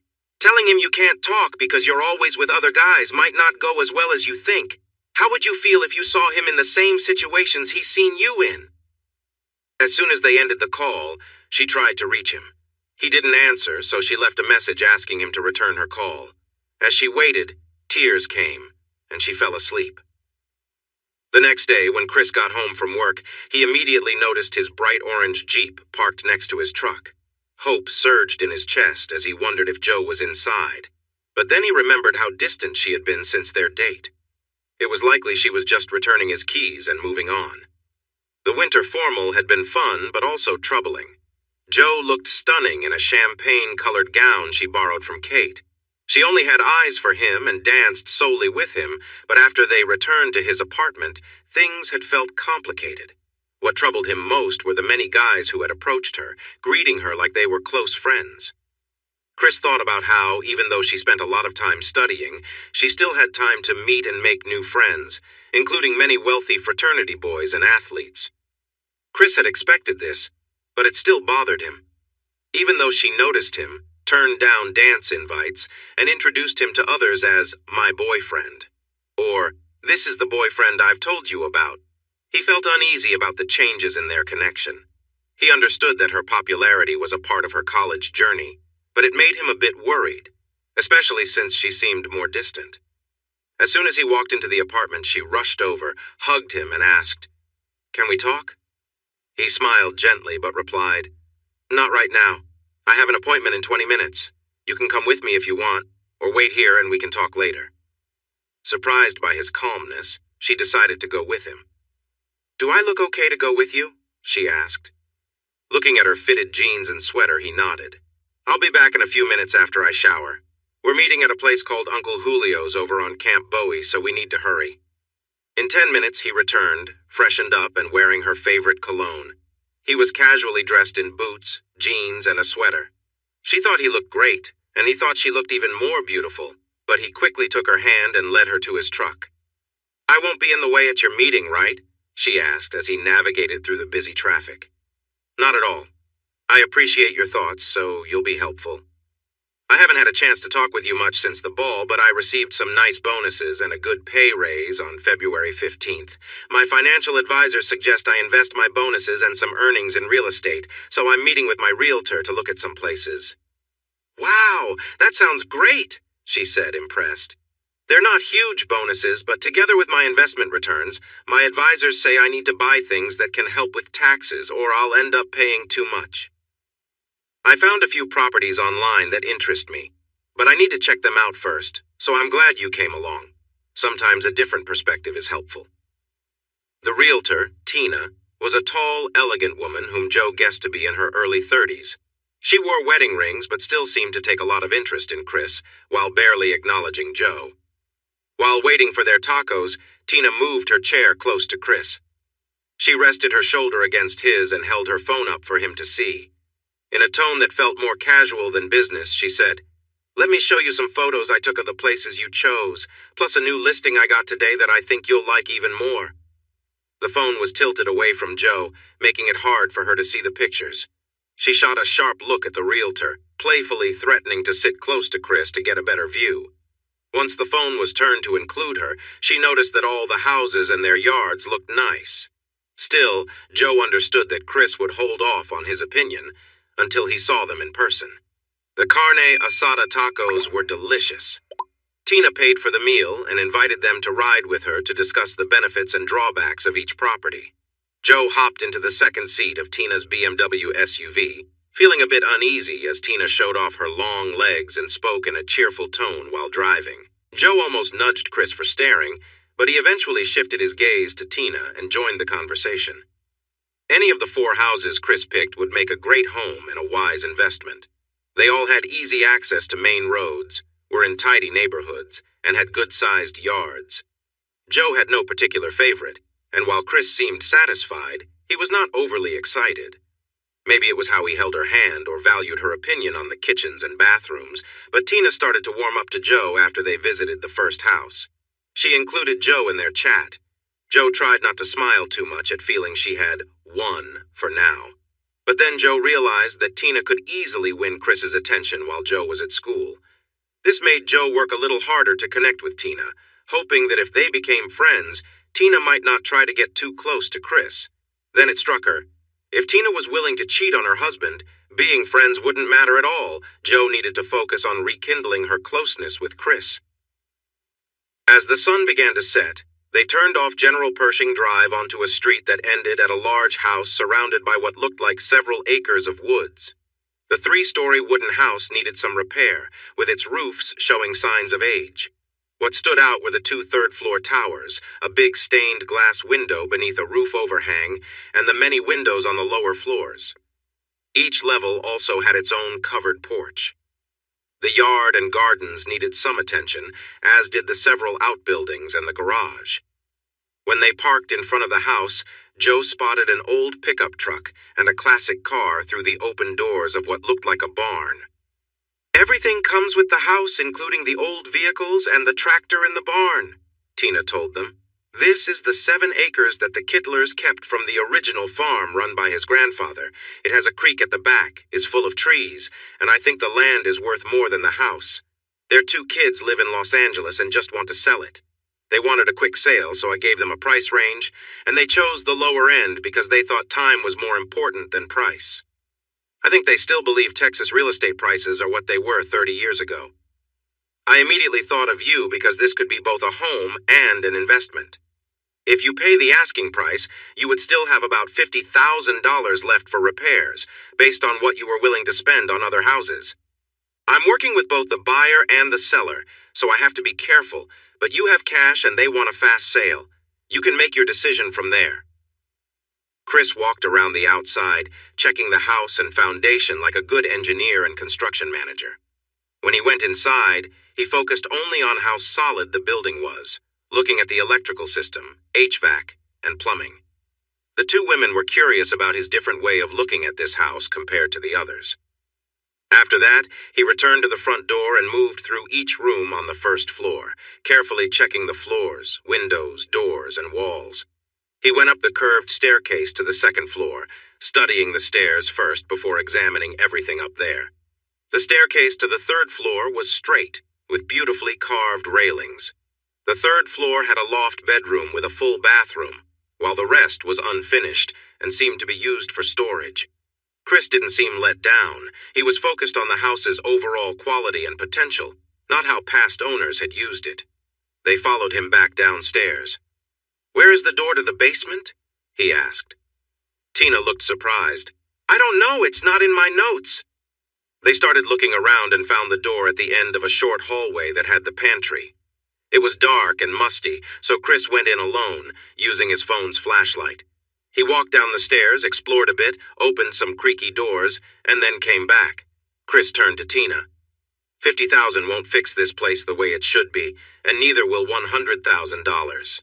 If I offer them $38,000 less than the asking price, payable at closing, will you lower your commission by 1% on either side? If you do, I'll use you as my agent for purchasing land in Bosque County at the same rate." Tina considered his offer, while Joe looked at him in disbelief.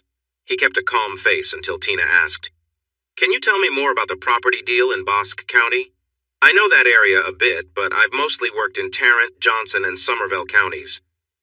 "Joe, you have to promise not to tell my sisters or Mom about this, or you need to leave." She agreed to keep it quiet, so he went on.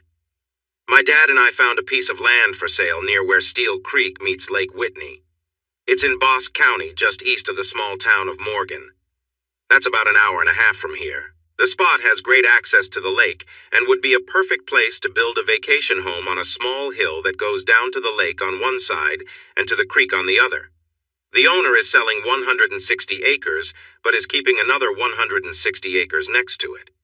We want to buy this land for a vacation home. Maybe Mom and Dad will retire there in a few years if I stay nearby and Donna goes to TCU. We've talked to the owners, an older couple. They've had the land since the 1880s and they raise cattle on it. We will probably lease the grazing land to them so we can keep the agricultural exemption, at least until Dad moves down." Chris laughed lightly.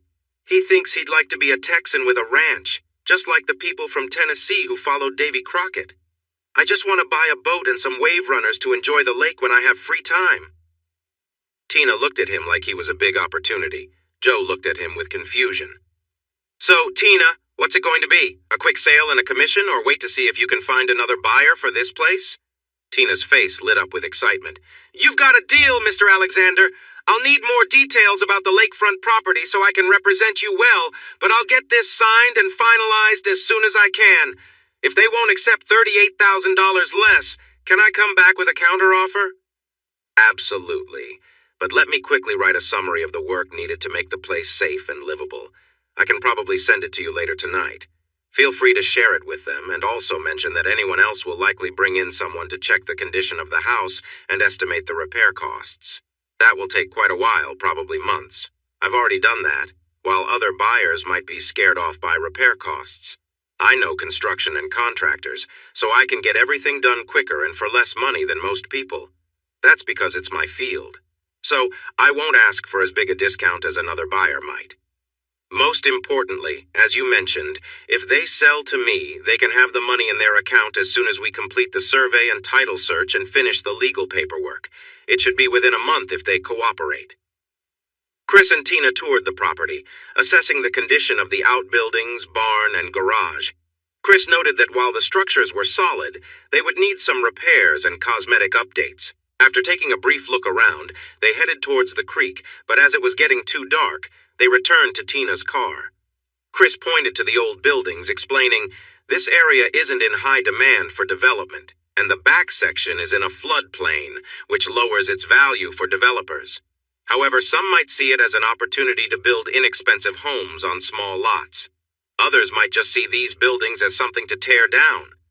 He added, "I'd prefer to restore them and turn the place into something beautiful, rather than let it go to waste.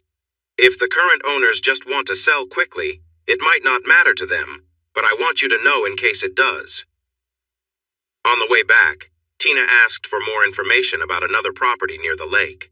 Chris shared details about the access roads and other features. He mentioned that the sale was being handled by the elderly owners and their lawyer, without a real estate agent, so Tina would only be representing the buyers. She requested survey information, and Chris promised to send it the next day. Joe remained quiet during the tour, but once they were driving back to the apartment, she finally spoke up. "Just how wealthy are you, Christian Michael Alexander?" Chris responded calmly. "I do all right for a 25-year-old, and my father is wealthy as well. Why? Thinking about marrying me for my money?" Joe laughed softly. "No, I've got a different reason for that," she said, her tone playful before turning more serious. "But I have to admit, you're really intense when you're doing business. I've never seen that side of you before." They reached his apartment, and as they got out of the truck, Joe asked, "So, what now?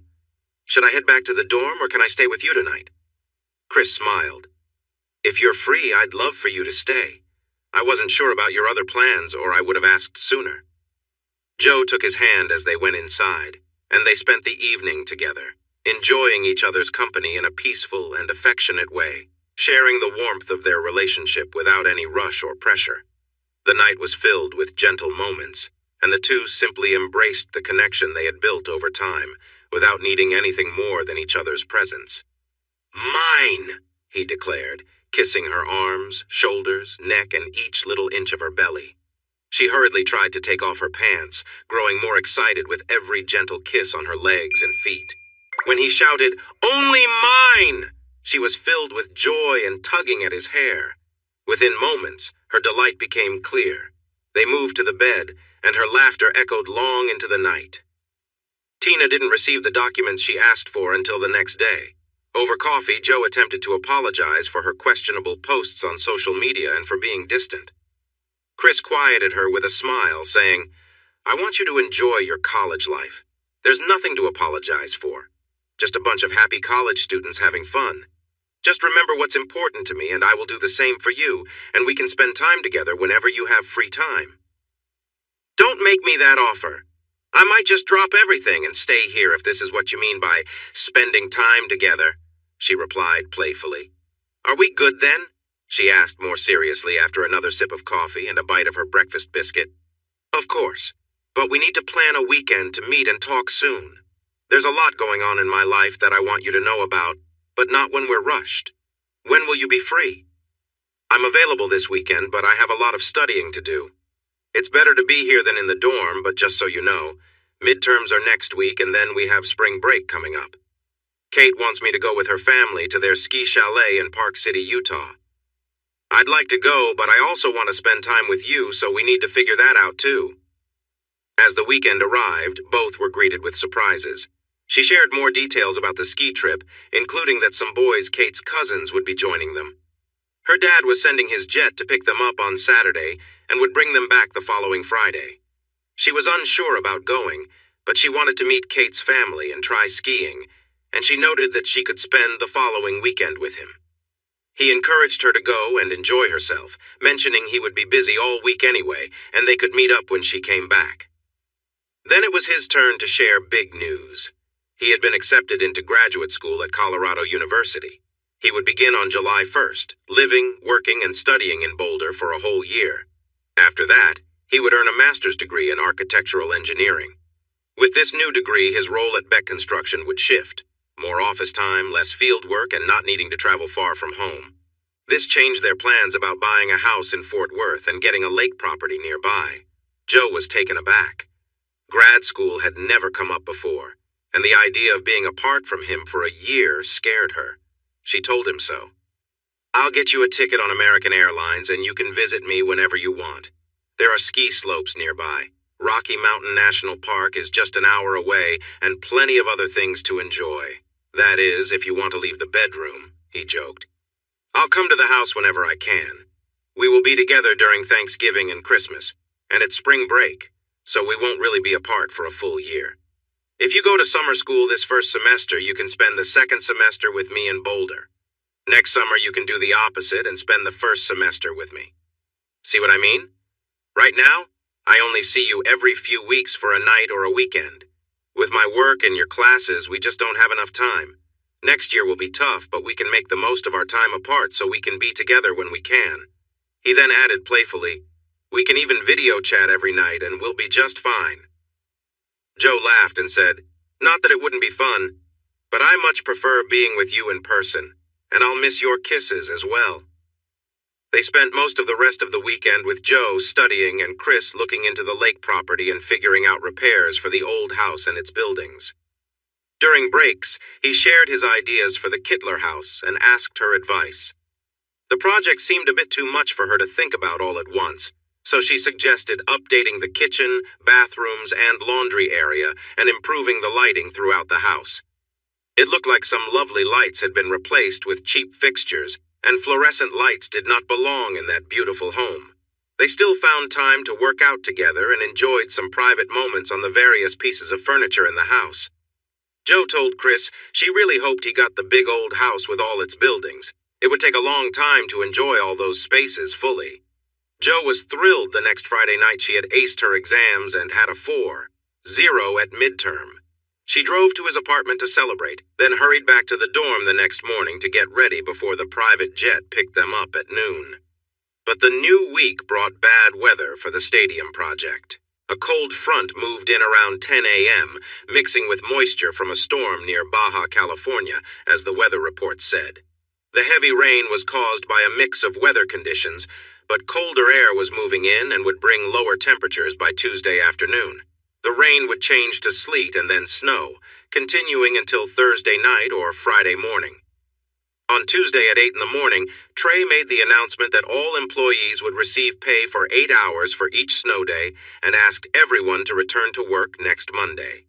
He advised everyone to stay safe and warm and look out for one another before they headed home. An hour later, Chris received a text. "Good morning, Chris. This is Sandra Beck. I just spoke with your parents. The weather is terrible in Tennessee as well, so we've planned a quick ski trip to our place in Utah. Since Donna is on spring break, she's joining us, and we want you to fly with us too. We'd love for Joe to come along if she can. Don't worry about where to stay. We have a 6-bedroom house in Park City with plenty of space. How about a free ski trip with family and friends?" Chris thought for a moment. He didn't want Joe to think he was too eager, but this was a great opportunity. He smiled as he replied, "Funny enough, Joe is already there. When do we leave?" "Meet us at Spinks Airport at noon. It's northeast of 35 in Burleson. Your parents are bringing your ski gear, so just pack some clothes for hanging out at the house and for going out. We definitely plan to eat at our favorite restaurant Wednesday night, which has a semi-formal dress code. Wear whatever else you like." When Chris got to Spinks Airport at 11:40, he saw the Embraer Legacy 500 waiting outside the private terminal. He had been on private jets before, but nothing quite like this one. His excitement allowed him to sit in the co-pilot's chair and explore the cockpit. It was all high-tech and impressive, just as you'd expect from a $20 million business jet. The flight took just 2 hours from Burleson to Salt Lake City. Trey asked everyone to avoid work talk, quickly shifting to the topic of graduate school. Chris said he would need to take a day off to meet with the dean of the engineering school to discuss getting credit for his experience in construction and management. The rest of the trip was filled with light conversation, including questions about Joe and what she was up to in school. A 4WD Suburban and driver were waiting for them at the private terminal. The drive through Salt Lake City and into the mountains around Park City took about an hour, with another 15 minutes to reach their house. Fresh snow covered everything, thanks to a storm hitting Texas. The Alexanders arrived a few hours later without Diane, who was off enjoying spring break in the Caribbean with friends. They had already warmed up their 3-story Swiss-style house and were making plans to explore downtown for a meal and visit their favorite bar.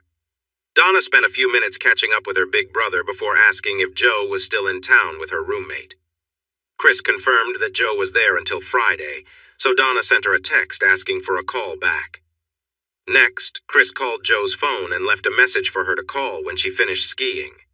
He wanted to surprise her by showing up at Kate's parents' chalet, so he asked the Becks if they knew the Ellisons from Portland, who owned a vacation home there. They laughed and said they were acquaintances, but definitely knew them. In fact, they had gone to a New Year's Eve party at their place, which was not far away.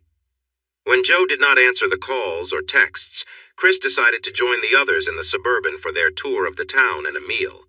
At 7:30, with still no word from Joe, Donna tried calling her again. After getting no reply, she left another message. After dinner, the Becks and Alexanders wanted to go to their favorite bar, Park City Live, to enjoy some drinks and dancing. Chris seemed unsure, but his lively sister took his arm and urged him, "Come on, Chris. I'll be your date until we hear from Joe. It will be fun."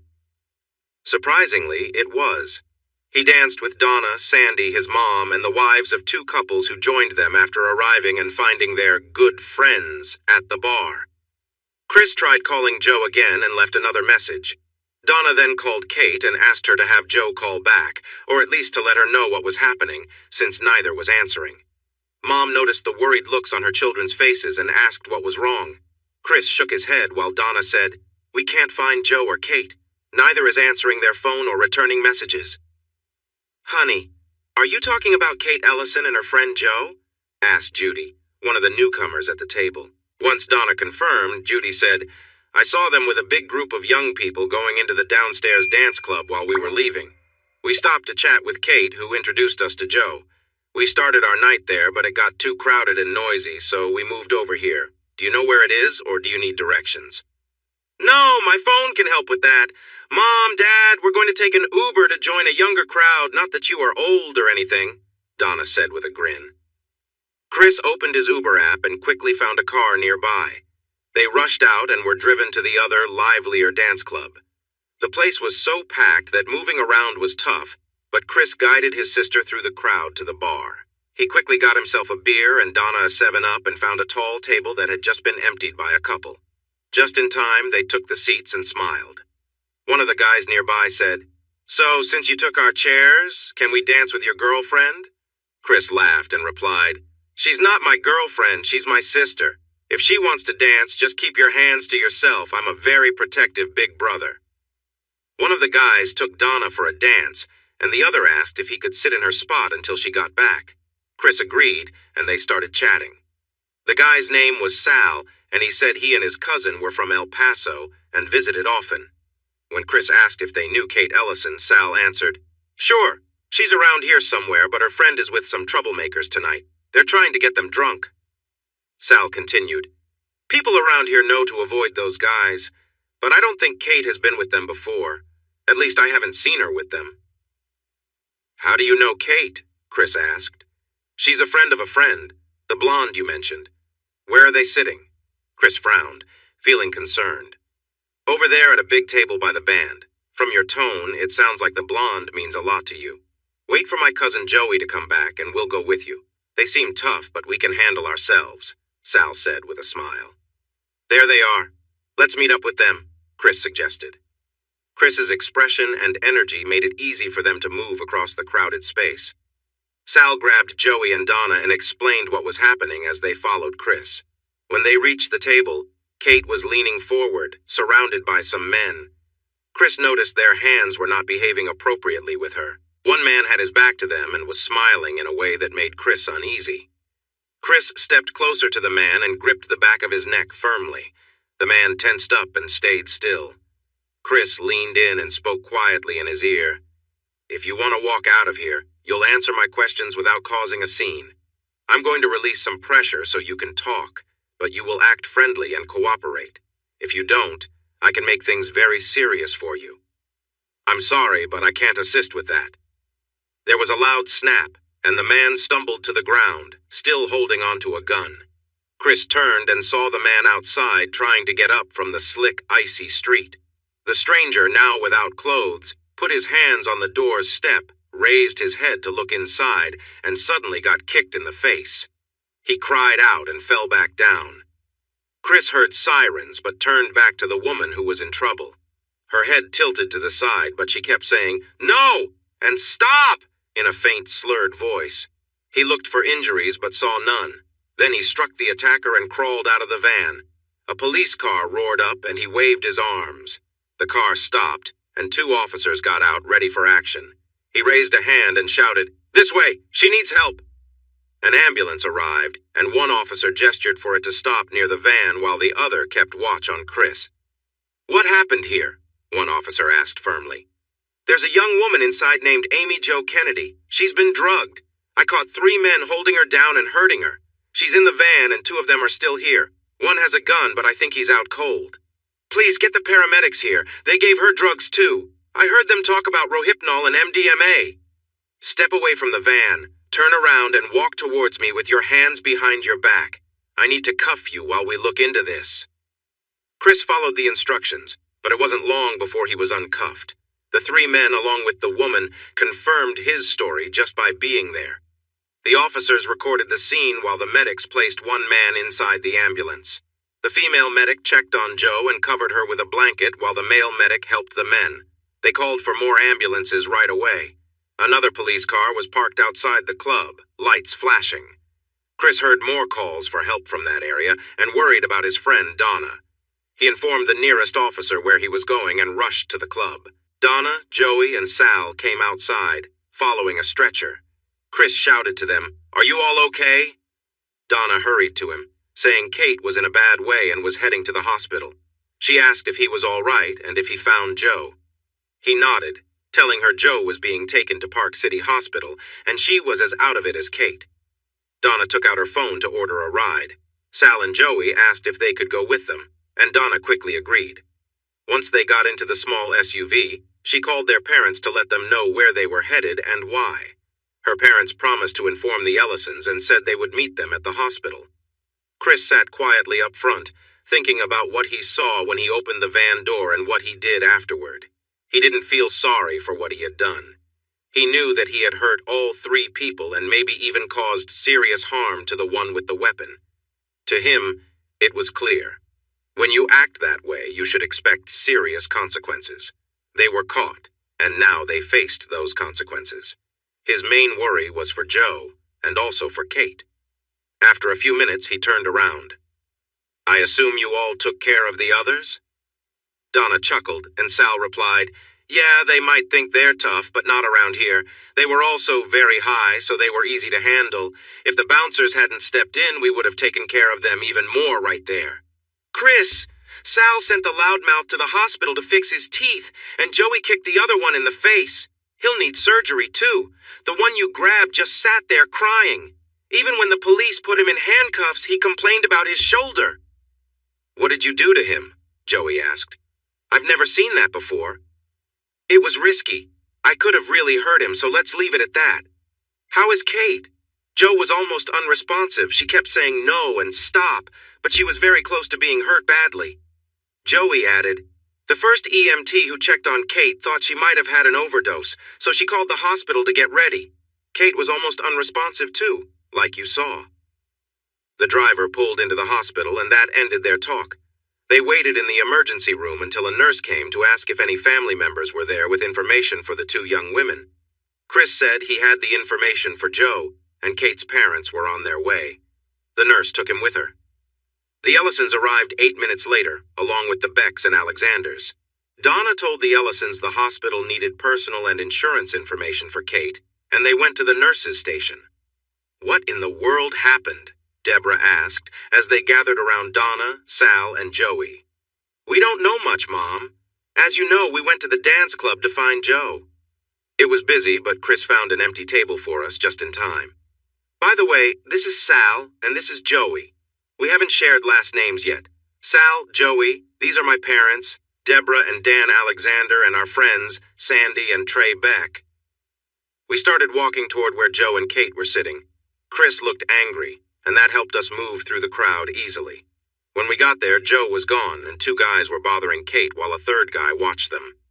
She seemed out of it, completely unaware with the guys getting too close. Chris quickly took action and confronted the guy, and suddenly the guy was talking. He let us out, telling Sal and Joey to handle the other 2. They jumped in as soon as they stood up, ready to defend themselves. Soon, the police and emergency workers arrived. They placed Kate on a stretcher and took her to an ambulance. When we went outside, we found Chris, who told us Joe was passed out and not in a good situation when he arrived. He must have fought back too, because I overheard 2 cops saying the 3 guys who caused trouble were hurt badly. When Donna paused, the boys introduced themselves as Salvatore, Sal, Rossi, and Joseph, Joey, Esposito, and shared more about what happened. Chris came back soon and told us that both girls were getting fluids, vitamins, and medication through an IV. The medication was to help them from the effects of too much Rohypnol. The anger in his eyes and voice was clear, and his mother asked what he wasn't saying. The doctor told me that they took too much Rohypnol, and that they also had MDMA and alcohol in their systems. He said it was a dangerous mix that could have killed them and still might. When the Ellisons get here, we need to talk about how they ended up with those older men. For the next 10 minutes, we tried to help Chris calm down. The Becks reassured him that the Ellisons were good parents who wouldn't allow their children to be with anyone unsafe. Mr. Ellison looked angry, and Mrs. Ellison was in tears. Chris walked right up to them and asked, "Who were Joe and Kate with when they left your house?" Mrs. Ellison cried even louder.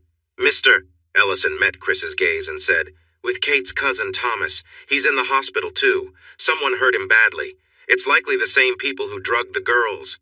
"Show me a picture of him," Chris demanded. Mr. Ellison hesitated, but the anger in Chris's voice and clenched fists made him agree. "Show him Thomas's picture, Sherry. He's her nephew. her brother's son. He's not a bad kid. I'm sure he got hurt trying to protect them. His words sounded like a mix of hope and worry. Ellison took his phone out of his bag and showed Chris a photo of the three of them from just before they went dancing. Chris's face turned bright red. He looked at Ellison and said, "I pulled that guy out of the van and pushed him when he tried to get back in. He wasn't there to help Jo. He was holding her down while she shouted for help."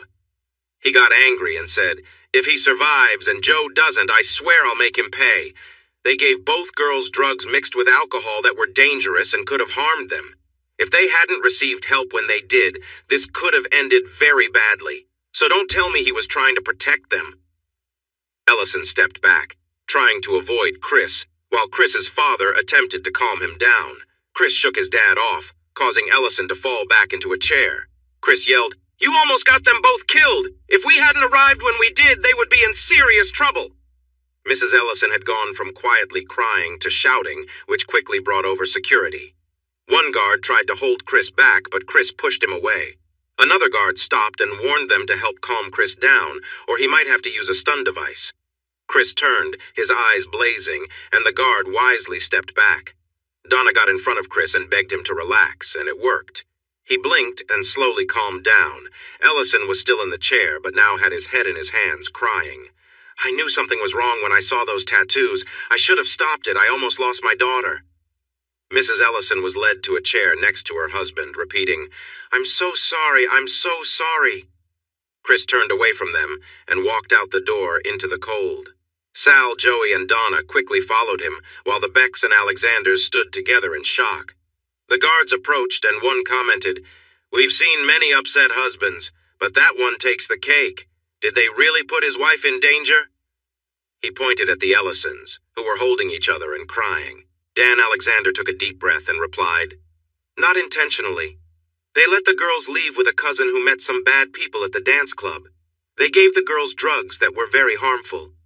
Our son, Chris, cares deeply for Jo, his wife. He's all she has, and he is very serious about looking after her. But we have never seen him this angry before, so..." Trey Beck spoke up. "Chris works for me, and everyone really likes him, even his team. He's an engineer, usually calm and collected. I can't believe this is happening." "He might be calm, but I wouldn't want to cross him or his wife or whoever she is. The police said he seriously hurt the three men who attacked his wife, and the doctor mentioned it's not looking good for them.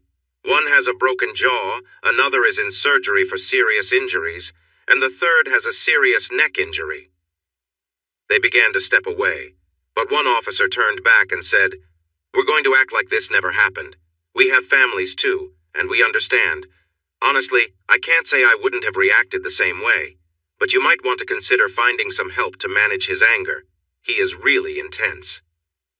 It was the longest night of Chris's life, while the Ellisons sat across the room from him. They knew Chris was upset with them, and they couldn't deny that they blamed themselves. A mother's job is to care for her family. She felt she had failed.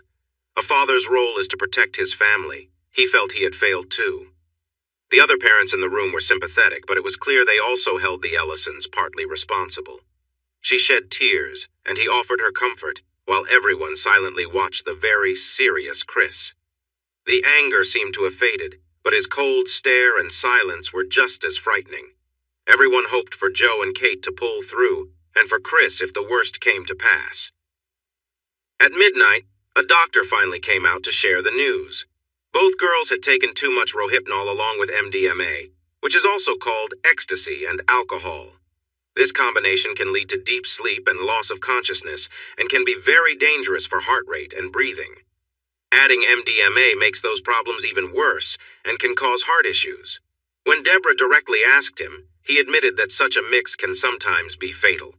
Chris bluntly asked if the girls were going to survive. The doctor replied that they were working hard to keep their heart rates and blood pressure steady and to prevent any heart complications. "Will there be a moment when we'll know for sure?" Chris asked. The doctor explained that it was a minute-by-minute situation, so he couldn't say when they might start to improve. Chris turned and walked back outside, this time alone. He clearly needed space to think. Mrs. Ellison broke down in tears again, and Mr. Ellison held her close to comfort her. Sandy Beck wanted to know who the medical contact for her nephew was, and she mentioned that her brother was coming from LA and would arrive later. When Chris came back to the waiting room, he told everyone, the Becks, the Alexanders, Sal, and Joey, that they could go home. But everyone firmly disagreed, and Donna gave him a strong look, telling him that was not a good idea. So they all waited through the night and into the early morning. Some dozed off without meaning to, but everyone appeared tired except Chris, who seemed ready to tackle whatever came next. A little after 4 in the morning, Mrs. Ellison's brother arrived. He looked very worried and upset. "How is my son?" he asked his sister. "We don't know. They won't tell us because we aren't his parents. The nurse's station is down that way. You should ask them," she replied. "Did they catch the person responsible for this?" he demanded angrily. Mr. Ellison quickly responded, "Don, let's focus on Donnie's condition first. We can talk about that later." He looked at Chris and understood that his expression said a lot. Chris started to get up from his chair, but his dad and Trey were sitting next to him for a reason. They held onto his arms, and his dad said softly but firmly, "Just relax, son. He's a worried parent who doesn't know everything. Let the police handle it." After taking a few deep breaths, Chris settled back in his chair, and the Ellisons slumped into theirs. When a smiling nurse came into the waiting room at 6:25, it was the first sign of good news since they arrived.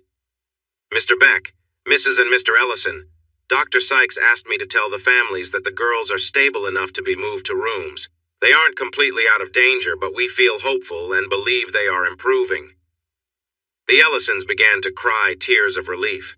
Sandy, Donna, and Deborah hugged each other, while Sal and Joey gave each other high fives. Trey and Dan put their hands on Chris's shoulders and cheered. Chris remained serious. When Donna ran over to hug him and saw his unchanging expression, she asked why he wasn't happy. "They're not completely out of danger yet. When they are, I'll celebrate, not before." A disappointed Don returned to the waiting room with a police officer. He looked around, saw Chris, and walked toward him. Chris stood up, tense and ready. "Young man, I'm here to sincerely apologize for my earlier mistake. The officer showed me the police report, and it's clear Donnie was at fault. He's always been a bit of a troublemaker, but lately, especially since he left college a year ago, he's gotten into more trouble with the law. Every time I try to guide him or offer help, he pushes back at me. I told my sister that when he said he was coming to stay with them, I hoped being around someone like Kate, who is doing well, would help him change. His brothers didn't want to come with him. They didn't believe him when he said he was leaving his bad friends behind and didn't want to take the risk. I feel like I should have told my sister everything about him before he went there. I truly regret how he treated your wife and his cousin, and I'm sorry for their pain. I hope one day you can forgive me." Chris looked directly at him during the apology and said calmly, "Looking back, I wish I had stopped her from coming without me. I'm sorry for what happened to your son. It wasn't meant to hurt him. He seemed dangerous, and I thought pulling him from the van would help. When he tried to get back inside just moments after another person threatened me, I didn't have many options left. I had to act quickly to protect myself. If he had stayed outside, I wouldn't have done anything more. Will he be okay?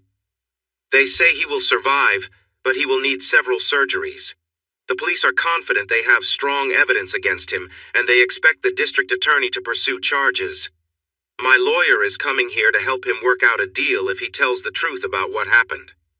The lawyer is not trying to get him off the hook. He did what he did, and now he has to face the results of his actions, as I warned him before. The lawyer's purpose is to make sure he gets the medical and mental help he needs before the trial and after he serves time. I hope one day he can turn his life around and return to our family as the person we hoped he would be." Chris nodded and said, "I don't think you need to apologize to me. I understand you feel responsible, but he's an adult. He made his own choices. You and Kate's parents can reflect on what could have been done, but that won't change the pain the girls have already gone through. Maybe the best we can do now is pray for all three of them." The Ellisons started crying again, but this time it was a relief seeing Chris accept the apology and try to help. A little while later, the good news arrived when the nurse came back and said that Joe's husband and Kate's parents could visit the girls in their new rooms.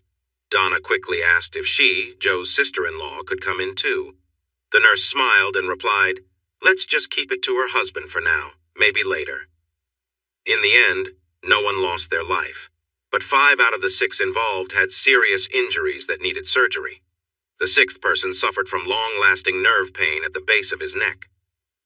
Joe was awake when Chris came into the room. Though she looked sleepy and a bit lost, she recognized him and called his name, reaching out with her arms. An IV line hung from her, and her excitement made the heart rate alarm beep. The nurse just smiled and turned it off when she saw Joe's happy reaction. Chris leaned closer and gently hugged her. He asked softly, "How are you feeling?" She answered, "Much better now that I see you. What are you doing here?" The nurse had told Chris that Joe might not remember much about the previous night because of the medicine she received. He explained, "It's a longer story. Let's just say I came to see you. I wasn't following you. I came with the Becks, my parents, and Donna. They are all eager to see you, especially Donna." He continued, "We spent the night in the ER waiting area, but they moved us here when you got transferred. You can let us know when you're ready to see others and who you want to see first. We don't want to tire you out." Joe asked if he could stay, and he replied that he hadn't asked but planned to stay until someone told him to leave. She smiled and hugged him tighter. A little later, she invited him to sit on her bed, and she wanted to hear the longer story. He said he would tell her when the doctor allowed it, then changed the topic to the Ellisons, their plane, and skiing. Joe sometimes struggled to find the right words, which frustrated her. But as she talked about the flight, the Ellisons' home, and how it felt to learn and enjoy skiing, Chris noticed she became more expressive and lively. He thought that was a good sign, and encouraged her to keep sharing. Soon, nurses came to take Joe for some tests, saying she would be back in about an hour, and they suggested Chris grab breakfast during that time. He went back to the waiting area, gathered everyone, and told them he would share what he knew if they joined him for breakfast in the hospital cafeteria. They happily agreed, and he entertained them with Joe's stories over a good meal. Then the Ellisons and Joe's brother Don came in. They saw the larger group and quickly moved to another table across the room. Chris stood up and walked over to them, and everyone at his table held their breath until they heard him ask about Kate with concern in his voice. The relief on the Ellisons' faces was clear as they took turns sharing the good news about Kate. He then turned to Don Standard and asked about his son. Don shrugged and said his son was sleeping a lot, but the doctor mentioned that was normal and a good sign. Chris thanked him for the update and started to walk away. "Chris, how is Joe?" Mrs. Ellison asked. He shared a quick update on what he knew, thanked them for asking, and went back to his group. The Ellisons and Don talked, glancing at Chris from time to time. Finally, the nurse came back with a smile. "Mrs. Alexander is in her room. 2 of you can visit at a time, but try not to tire her out. She is still weak." Before Chris could say anything, his sister and mother rushed past the nurse towards Joe's room. Donna smiled and winked over her shoulder. "We won't be long," she promised. They didn't return for about 30 minutes. While they were gone, Chris, his dad, and Trey walked to the cafeteria for more coffee and discussed Chris's chances in Boulder. Dad supported the idea completely, and Trey was excited for him, but Chris seemed less sure. Donna came right to Chris and sat in his lap. "I'm sorry, big brother. You know how I love to talk to my best friend? We kinda lost track of time. Can you forgive me?" He kissed her cheek and asked her to let him up. After she kissed his forehead, he stood up with her in his arms and placed her in a chair. Mom then hugged him, said she was sorry too, and laughed as he shook his head, pulled away, and hurried down the hall. "I must have really been out of it last night. I don't remember anything that happened to me, even getting married. You'd think I'd remember that," Joe said with a smile. Chris looked a bit uneasy. "They needed a relative to give personal and insurance information for your admission and treatment. Since you're on my insurance?" "Speaking of insurance, when did I get that, and why didn't I know?" she asked, her brow furrowing but her eyes bright. "You were added to my health insurance when I put you on my auto insurance," Chris explained. "I didn't mention it then because you were so set against accepting anything else from me. If you check the wallet you carry in your purse, you'll find the card." "Come here. I owe you a hug," she said. After a warm hug, she let go and said, "So, Sir Galahad, tell me more about your latest adventure. Donna and Deborah told me what they know, but they don't know what happened in the van." "Joe, how about I give you a quick summary? I opened the sliding door to the van, found 3 men near you. and worked to get them under control. No way there's more to it than that. Tell me everything. He sighed. That's about it, except that you were in a difficult situation, and one of them was trying to take advantage of you. You were hardly aware, but you were still telling them to stop. So you just convinced them to stop? Come on, Chris. I've seen how you handle things, and I heard about the 3 men. I want all the details. Sighing, I focused on Joe's eyes. I know Donna mentioned we went to the dance club because a couple who were with us knew where you and Kate were. We met 2 boys around your age who had noticed where you were sitting. They warned us that the guys you were with could cause trouble. We looked for your table, but you were gone, and there were 4 empty chairs with drinks still on them. Kate was feeling unwell, but 2 of them were bothering her anyway. I convinced the 3rd guy to tell us where you were. Joey and Sal said they had some skills in karate, so I let them handle the troublemakers and went to find the van. I found it, opened the door, and saw someone in a troubling position over you. I pulled him out by his hair and jumped inside to push him away from you. I knocked him out, but then the bigger guy in the back reached for something. I hit him in the back of the head before he could aim at me. The police arrived and I signaled them. They called for help and you were taken here. Is that enough information? Because that's all I'm sharing. She watched him for a few moments. You're holding something back, but I'll figure it out later, so I'll drop it for now. You look really worn out. When was the last time you slept? Chris shrugged. I slept Monday night like everyone else. We flew up here yesterday, moved into the Beck's big vacation house, and went out to eat. You know the rest. So how long will they keep you here? Just then, Joe's doctor walked in to answer the question. I can help with that, he said. As soon as the blood and urine tests show the drugs are out of her system, and if her blood pressure and heart rate stay normal, we'll let her go provided she has someone to look after her for the next day. We'll give you an oxygen monitor and heart rate monitor to take with you, Joe. If the oxygen level drops too low or the heart rate goes too high, you need to return directly to the hospital. I don't want to alarm you, but the mix you were given can be very harmful, which thankfully it wasn't this time, but it can also have lasting effects. I'll need the name and contact details for your regular doctor to send them your records. Your doctor will want to see you soon to check for any issues caused by the drugs. Joe urged Chris and the others to go back to the Becks and get some rest. She promised to call if the tests came back okay so they could bring her clothes and take her home. Knowing he was really tired but still needing to give a statement to the police and wanting to be ready when Joe got back, Chris agreed to go back to the house with the others. He arrived at the house, but collapsed on the bed and fell asleep as soon as he got to his room.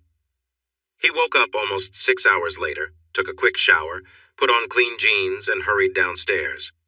Joe was sitting at the kitchen table with Donna, his mom, his dad, and Sandy and Trey Beck. Chris frowned as he walked toward the kitchen. "Why didn't you wake me up when they brought her home?" he asked suddenly. "Don't use that tone with me, young man. You aren't the only one who cares about Joe, and you aren't the only one who can help her," Deborah replied. "Also, you were sound asleep and we all agreed you needed the rest. Besides, she hasn't been here long. She was just starting to tell us about the fun she had with the Ellisons before Donnie showed up. Find a chair and join us." Trey brought a chair from the other side and placed it between Joe and Deborah, who moved over a little. Joe scooted her chair as close as she could and said, "I was hoping to sit in your lap, Sir Galahad, but I guess this will do." The new nickname caused chuckles and smiles, but Chris just hugged her and said, "So tell us what you've been up to. Hanging out with the tattooed guys every night?" She pinched his leg playfully and said, "Kate and her parents were wonderful. They treated me like part of the family as soon as we arrived. They gave me winter clothes to wear, taught me to ski, and wouldn't let me pay for anything, not even the amazing meals we had each night at this great restaurant they love." Sandy Beck interrupted. "That's where we'd be right now, if only. Anyway, we changed our plans to tomorrow at 8, so you'll find out what she means then." "Okay, Joe, please continue." "Kate's cousin Donnie showed up Monday night but didn't stay long. He said his brothers were coming with him, but they got sick and stayed home. Then he mentioned he was meeting some friends who had come up from L.A. He didn't show up again until the next morning, and he didn't go skiing until we went at 2 that afternoon. Mrs. Ellison offered to take us out to eat again, but Donnie wanted to take us dancing, so we decided to grab something in town before we went to the club. I didn't like the way he looked at me when we were introduced, but Kate told me they had always been close, so I didn't worry too much. We grabbed a burger and then waited outside the club for Donnie's friends. Kate and I were both a bit nervous after we saw them, but they were polite and nice, so we relaxed. After all, we were going to be in a busy dance club. What could happen? Ha! Anyway, one of them arrived early and secured a big table so we could all sit together. I was drinking 7-Up and Kate had some kind of wine cooler. She encouraged me to try it and ordered one for me. Then the music started and LaMarcus took my hand shouting, "Let's dance!" Donnie took Kate's hand and we all joined together, putting our hands in the air and dancing to the song. After a few upbeat songs, we returned to our table to find wine coolers waiting for us. We were thirsty from dancing, so we drank them quickly. I should have been cautious, but Kate said they weren't very strong, so I thought they were like the wine spritzers Sandy let me taste. When I started feeling a bit dizzy later, I thought maybe they were stronger than I realized and decided to stop drinking. Then a classic rock song came on that everyone loved, so all 6 guys danced with Kate and me. It was enjoyable, and I began to feel really happy and excited. We continued dancing to a few more songs until a slow song played and I returned to the table. Fast dancing was fun, but I wasn't comfortable slow dancing with the guys. Luke went to get us more drinks, but another classic song came on, so we all went back to the dance floor. When we came back, new drinks were waiting for us. I hardly took a sip, but I felt myself getting more and more relaxed. I know we danced a lot after that, but I started feeling strange, like the music was vibrating inside me. My skin felt overly sensitive, and I had trouble thinking clearly, so they called us lightweights and helped Kate and me back to the table. They insisted we sit down and finish our drinks to cool off. I knew I probably shouldn't, but I did and couldn't recall why. I vaguely remember Luke saying something in my ear, but then I felt unwell, and they took me outside for fresh air or something. After that, I don't remember much, but it felt like I was dreaming. In that dream, I felt cold and uncomfortable, and there were people around me, and I was telling them to stop. The next thing I remember is waking up in the hospital. Jo had been calm while telling her story, though Chris noticed she was trembling slightly against his leg, and he understood better. After receiving kind words for what she'd gone through, especially after the recent situation with her mother and stepfamily, Jo thanked everyone and asked the Becks if she could stay with them for the rest of the trip. They said they wouldn't hear of it any other way, and she asked if someone could take her to the Ellisons to collect her clothes and luggage. Chris offered to help, and the Becks suggested they take their car so everyone could come along. Chris understood they were unsure about him, but he knew he was only there to pick up Jo's things, not to make things worse. Sandy called Stephanie Ellison, who said Kate was home and eager to see Jo. She invited everyone over for a drink and a chance to settle things down after all that happened at the hospital. Sandy agreed and then told the group what she had arranged. She looked at Chris, who kept a calm face and shrugged, saying, "We're your guests, so it's up to you." She knew that didn't sound very supportive and hoped her attempt to bring everyone together wouldn't lead to more problems. The Ellisons' chalet was as lovely as the Becks, sitting on the side of a mountain with a stunning view. The ski lifts were just downhill, accessible via a nice path. Kate ran outside, hugged Jo tightly and cried, saying sorry for everything that had happened. Chris stood back and let the girls comfort each other, as did everyone else. After a bit, Kate's mother welcomed them inside. Everyone hugged her and her husband as they entered. Chris shook their hands warmly and smiled. After a few moments, Kate brought Jo back inside and requested everyone's attention. "I have something important to say and need to apologize for a mistake that almost led to serious trouble. When Donnie invited us to go dancing, I was thrilled. Even though he is a few years older, we used to be close, but he changed recently. He started smoking, got tattoos, and his brothers said he was hanging out with some bad company. He wasn't drinking or using drugs as far as I could tell when we skied together Tuesday afternoon, so I don't think he had any problems then. Anyway, my parents wanted us to go with them, but I convinced them to let us go to the dance with Donnie. I promised to avoid drinking too much and call for a ride if he caused any issues. The trip to the dance club in his new van was great, and we were having fun waiting for some friends he mentioned. They turned out to be more than just a couple of people.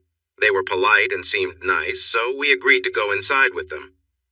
As soon as they showed up, Donnie changed, and not for the better. I think something was added to our first drinks, and I'm sure our second and third drinks had something too. I don't drink often, but those drinks made me feel extremely dizzy quite fast. Jo doesn't drink, and she ended up feeling even worse with just 2 cooler drinks and a soda. I remember being too tipsy to dance, so we returned to our table, and I don't recall much after that. Chris, I know you blame my parents for letting us go with those older men, but honestly, I just wanted to be close to my cousin again. We really didn't expect to meet those men, and you know Jo and I aren't the type to hang out with people like that. Chris looked at her, then at her parents, and then back at her. I was wrong to accuse them the way I did, and I'm sorry for how I acted that night. Mr. Ellison stepped forward and shook his head. No, Chris, you don't need to apologize for what happened. First, you were right. If we were going to let the girls go with Donnie, especially after his dad warned us about him, we should have gone with them or at least checked on them. Second, both girls were in serious trouble, and you had just gone through a tough situation when they were in danger. I foolishly assumed that Donnie was trying to help. When we showed you his picture and you identified him as someone involved, Stephanie and I were shocked and heartbroken. Since then, we've thought about how you must have felt, and we understand why you were so upset. We want to apologize for our harsh words and actions and hope that you'll be there if our daughter ever needs help again. You saved her just like you saved Jo, and we are incredibly grateful for that. If you can forgive us, we'd like to do anything we can to make it up to you, Jo, and your family. Sir, you don't owe me anything, but if you can forgive my actions, it would mean a lot to me. Mrs. Ellison, I'm really sorry for hurting you like I did. Mr. Ellison, I appreciate that you didn't hit me when I lost my temper. You had every right to do so. Mrs. Ellison stepped toward him with her arms open and asked for a hug. He agreed, and she smiled up at him. Thank you, Chris, for rescuing our girls from our mistake. Mr. Ellison stood just behind her, smiled, and joked. I have a feeling I'd be in the hospital if I had hit you, but I appreciate your words. Thank you for bringing our daughter back to us.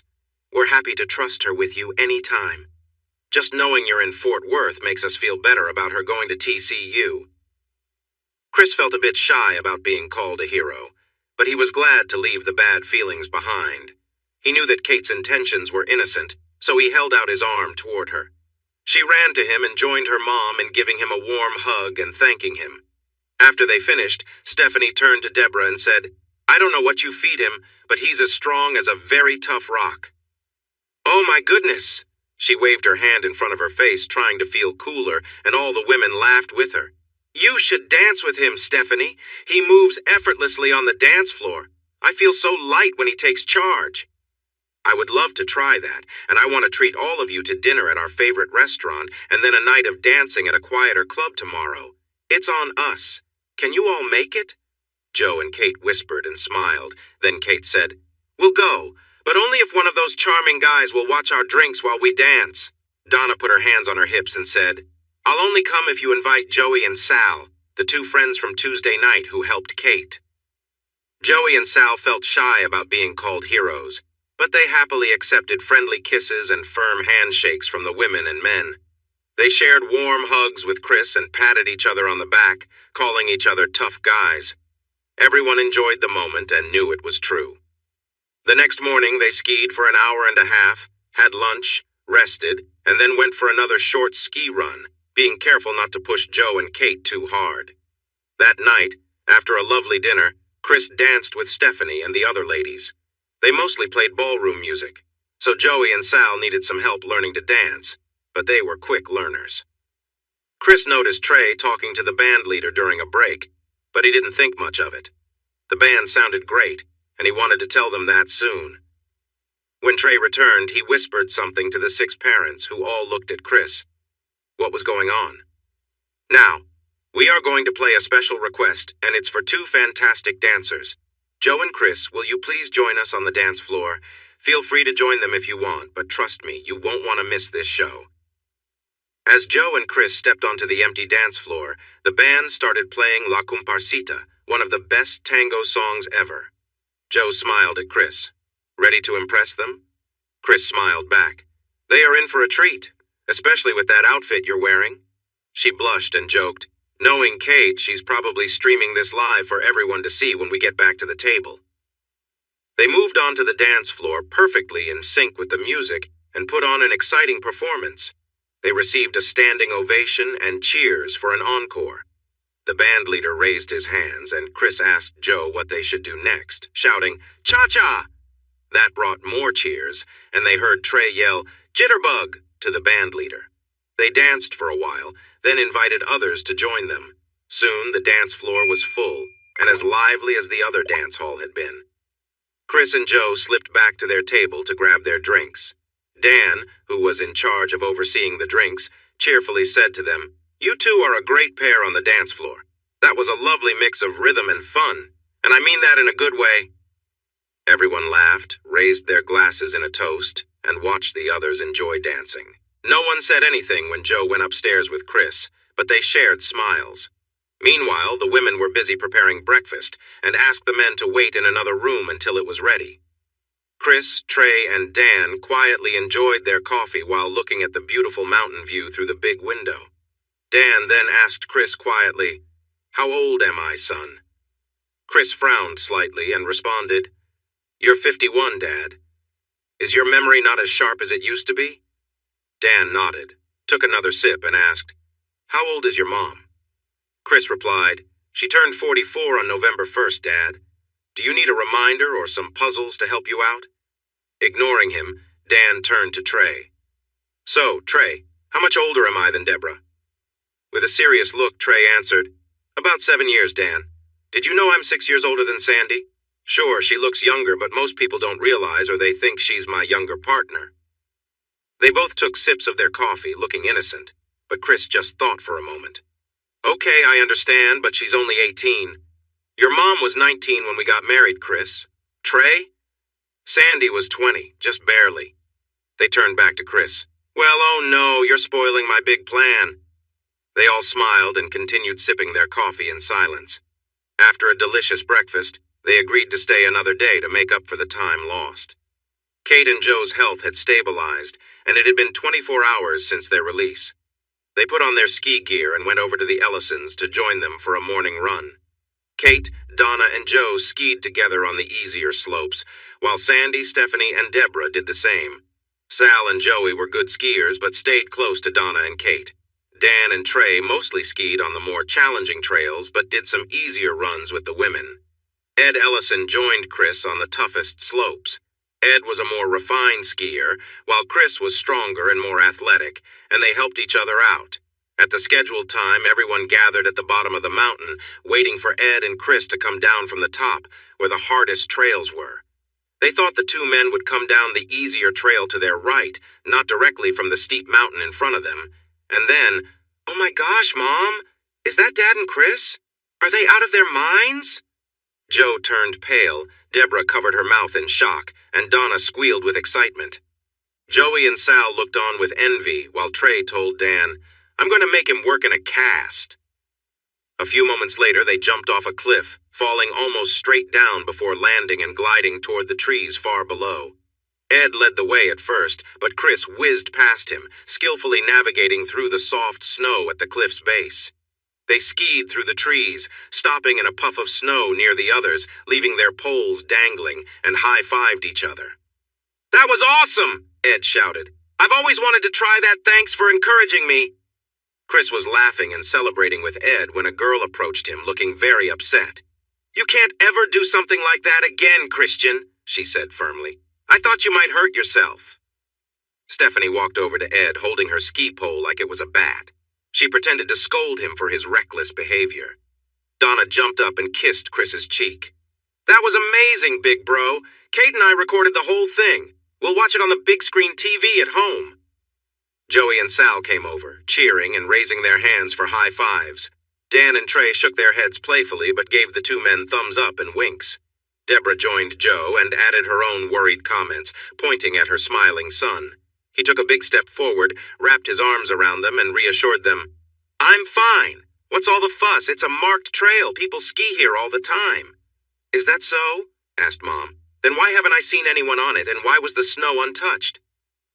Later that afternoon, they headed down the mountain to Salt Lake City to shop and eat at a popular seafood restaurant that served fresh Pacific oysters, scallops, salmon, and snow crab legs. They arrived well before dinner, so they rode the free trolleys from one shop to another. The younger ones took the trolley up to the University of Utah campus, while the adults enjoyed a pre-dinner drink. They visited the Rice Eccles Stadium, home to the Utah UTE's football team and a past host of the Winter Olympics. They looked around a bit. It was nice, but Chris felt the Carter would be even better when finished. They rode the trolley back to the nearest stop to the restaurant, introduced themselves, and confirmed their reserved table. The adults arrived a little later, ready to enjoy oysters on the half-shell. Chris and Joe, coming from the south, were surprised to learn about the many types and sizes of oysters, which were not available back home. Their meals were delicious, and they enjoyed the company even more. The fun they had on Friday seemed unlikely after the tough days of Tuesday and Wednesday, but everything felt just right that evening. Somehow, going through tough times had made them close friends with the Ellisons. As the meal came to an end, Chris received a text. He smiled while reading it, but didn't say anything. Later, he went to the restroom with his dad, and they both returned with soft smiles. Joe noticed, but wasn't as curious as Deborah. Once outside at the Suburban, Deborah asked, "So what are you two up to?" "Nothing, dear. Don't worry about us," Dan replied, giving Chris a playful wink. Joe stayed quiet until they were alone in their bedroom. "Was that about the lake place?" "Yes and no. Yes, Tina made an offer for us on the lake property, but no, the real reason for our smiles is that the owners accepted my offer on the Kittler property. The survey crew has been working there all day, and the title company has already checked everything. Tina got them started as soon as she made our offer, and they said it was straightforward. The same family has owned it from the beginning. The paperwork is clear and valid, it has never had any debts, and the taxes have always been paid on time. If everything goes smoothly, we could close as soon as next week." "So Mom doesn't know about this either?" Joe asked, surprised. "No, and neither do my sisters. I want to fix it up first and then invite them down to see it," Chris replied. "No, you should let them see it now before you start fixing it. Then bring them back when you're finished," she insisted. After discussing it, her idea won. Chris went back downstairs and found Trey Beck and his dad having a drink and talking about their trips home tomorrow. "Trey, is there enough room for Mom, Dad, and Donna to fly back with us to Fort Worth?" Beck said that wouldn't be a problem, so Chris turned to his dad. "Can you change your flight from SLC to DFW?" His dad said that wouldn't be an issue, but asked why. "Joe thinks I should show both of you and your wives the property I just bought. Like I mentioned, it needs a lot of work, and she believes I should show it to you both before and after. I was going to surprise everyone later, but I like her idea more." "Would that cause any issues for anyone?" Trey replied, "We're leaving at 9:30 and will land around 12:30 Central Time. We could grab a meal and go take a look before heading home. That way we can take Dan, Deborah, and Donna to DFW for a late afternoon flight and get them home before bed. What do you think, Dan?" "I'm in, but let's check with the others first. They might have plans we don't know about." The two-vehicle caravan arrived at Chris's new property just after 1:20 Saturday afternoon. He and Joe had given them a sneak peek, so the Becks and Alexanders understood what to expect when their car arrived, and Donna was getting the details from Joe in the pickup. Everyone was excited about what Sandy called the little ranch in the middle of Fort Worth. The women worried about the amount of work needed, while the construction workers discussed how to renovate the house, fix the buildings, and tidy up the yard. Bringing in highly skilled construction experts was a smart idea. They offered good advice and alternative plans, and Trey knew every talented worker in the area. Their suggestions and Trey's contacts would help everything happen faster and smoother. Having the ladies there was also a great idea because they shared ideas enthusiastically in every room. Joe took notes, and by the time the Becks took the Alexanders to the airport, options and plans for each room were ready for Chris to think about. They waved as the car drove away and walked back inside side by side. Chris wanted to discuss their ideas again, but Joe needed to use the bathroom first. "Meet me in the kitchen. We can start there," she said as she walked off. When she returned, she was wearing a different outfit. He smiled as she sat on the counter by the sink and leaned forward. Oh, you thought I meant start on the ideas, she said playfully. No, honey, I meant start our project of enjoying each other in every room of the house. He laughed and pulled her closer while sharing a sweet kiss. She pulled him toward her with a smile. He joked, You know this counter is going to be replaced, right? We might have to do it here again later. I know. That's what makes a big renovation exciting. We can enjoy every space before and after. Are you sure your doctor said it's okay to be this active? He asked with a grin after kissing her cheek. Oh, yes. He said I should keep active starting Saturday to help my health, so let's get to work. We have a lot to explore. Ooh, yes, just like that. Her energy was waning, and they could only enjoy a few moments in the kitchen before she had to pause for a meal, a shower, and rest. The food and shower made her feel better, and this time she really tired Chris out. The 11 a.m. church service felt like it began just moments after they fell asleep. As they quickly got dressed and rushed to the Ram, driving fast toward the church, Chris said, I'll call my doctor tomorrow and set up an appointment for you since you don't have a doctor in Fort Worth yet. I'll tell him that you got quite a workout with me from Saturday afternoon until Sunday morning, and even though you had some strong reactions, your heart rate and blood pressure stayed normal for all that exercise. She unbuckled her seatbelt, moved closer to him, buckled in again, and playfully said, This is my favorite thing ever. The doctor won't believe how happy I feel every time you make me feel good. Being with you is way more fun than drinking or using drugs, and I don't even have a hangover, although I am a little tired. By the time they finished their work, all the teams and suppliers had their plans ready. Since the teams had contracts with Beck they needed to keep, and were working on weekends and after hours, everything went smoothly. There were no delays, no teams waiting for others to show up, and all the materials arrived on time. They trusted and relied on each other. The usual reasons that slow down building projects were dealt with, and the only delays came from the weather. Chris worked for Beck Monday to Friday and then went back to the house to work there, often with Joe. Joe was fascinated by how they took out and replaced wiring, breaker boxes, and light fixtures without harming the elegant red oak paneling in the living and dining rooms and the master bedroom. The plumbers managed to use specially designed areas to replace old pipes without damaging the walls and woodwork. The wooden ceilings needed some repair before they could be restored, but they were able to save and fix the beautiful carved and gold-decorated molding around the living and dining room ceilings. The heating and cooling system had been added to the Victorian-style home in the 1970s, using the space between the floors to run ducts and parts of the old dumbwaiter system to install the indoor units. The old systems were taken out, and new energy-efficient ductwork and units were put in. Skilled painters wearing masks stripped away many layers of old paint and stain, revealing the beautiful red oak underneath. After that, they applied oil and sealant to protect it.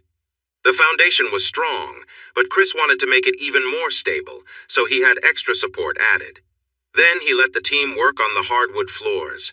Though the house looked like a Victorian home from the outside, it had larger rooms than usual for that style and came with spacious closets. The closets, bathrooms, and kitchen were updated to be more modern, while still keeping the house's original charm. Each room was also fitted with plenty of electrical outlets. Chris found replacement chandeliers through the internet and social media. With their help, he acquired beautiful chandeliers that perfectly matched the house. The final touches on the house, including outside repairs and painting, were completed just before Memorial Day. This allowed Chris a month to move in and get settled before he had to leave for a year. Joe finished her exams in early May, and on May 10th, her parents and both sisters came down to help her shop for curtains, rugs, and furniture. The master bedroom was the first room completed, and Chris, with help, furnished it with his chosen items. Everything in that room was well used before the guests arrived. Chris gave his girlfriend, mother, and sisters a generous budget for furniture. Deborah also contributed to make sure the grand old lady, as she loved to call the house, had everything needed to be a beautiful place. The Alexanders stayed for 10 days to help with various projects, including arranging the furniture perfectly. This often took several attempts to get it just right. On Saturday, Chris invited his dad to go fishing at a nearby lake, so they spent most of the day there while the women hung drapes and curtains. They returned without any fish to find a note saying the women had gone to buy new rods for the window coverings and would bring pizza for dinner. The Alexanders stayed until all the window coverings and furniture were set up, which took 2 more days. Chris and his dad stayed outside, only going inside when something needed to be adjusted. They spent time in the barn working on old vehicles that turned out to be in better shape than they expected.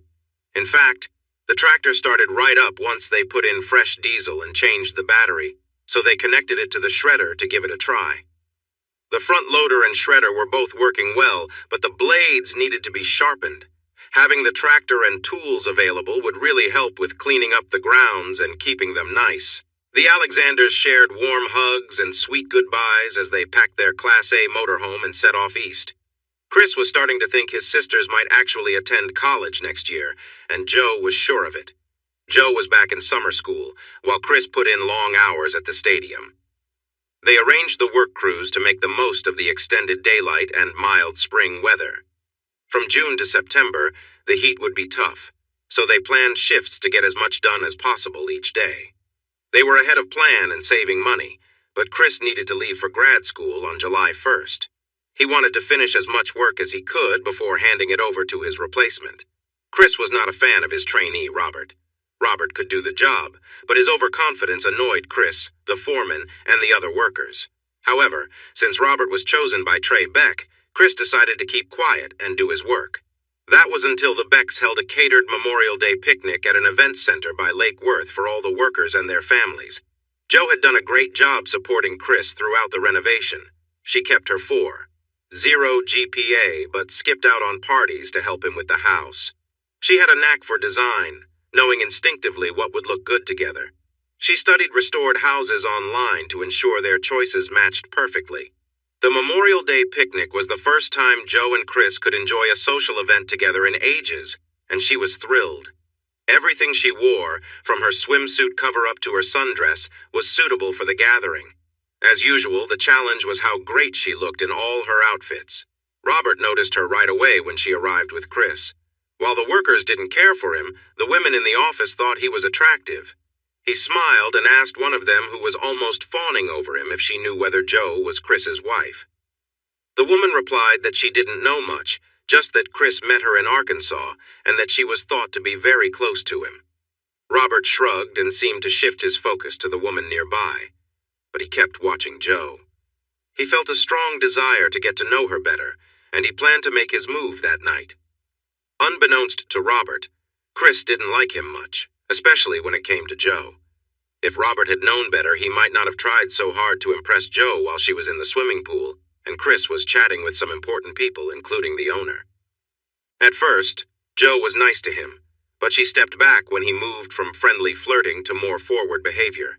When he didn't stop, she got out of the pool, put on her cover-up, and went to sit with the owner's wife. Robert then realized he needed to think differently about Joe and change his approach. He got out of the pool, put on a t-shirt and sandals, grabbed a beer, and wandered around until he found Sandy Beck and Joe sitting on chairs. He asked if he could join them, and Mrs. Beck welcomed him. She introduced herself and Joe and started asking him questions. He was happy to share about himself, excitedly talking about his achievements as a high school and college athlete, his academic success, and his work at a smaller company. He hinted at his charm when Sandy asked about his relationship status.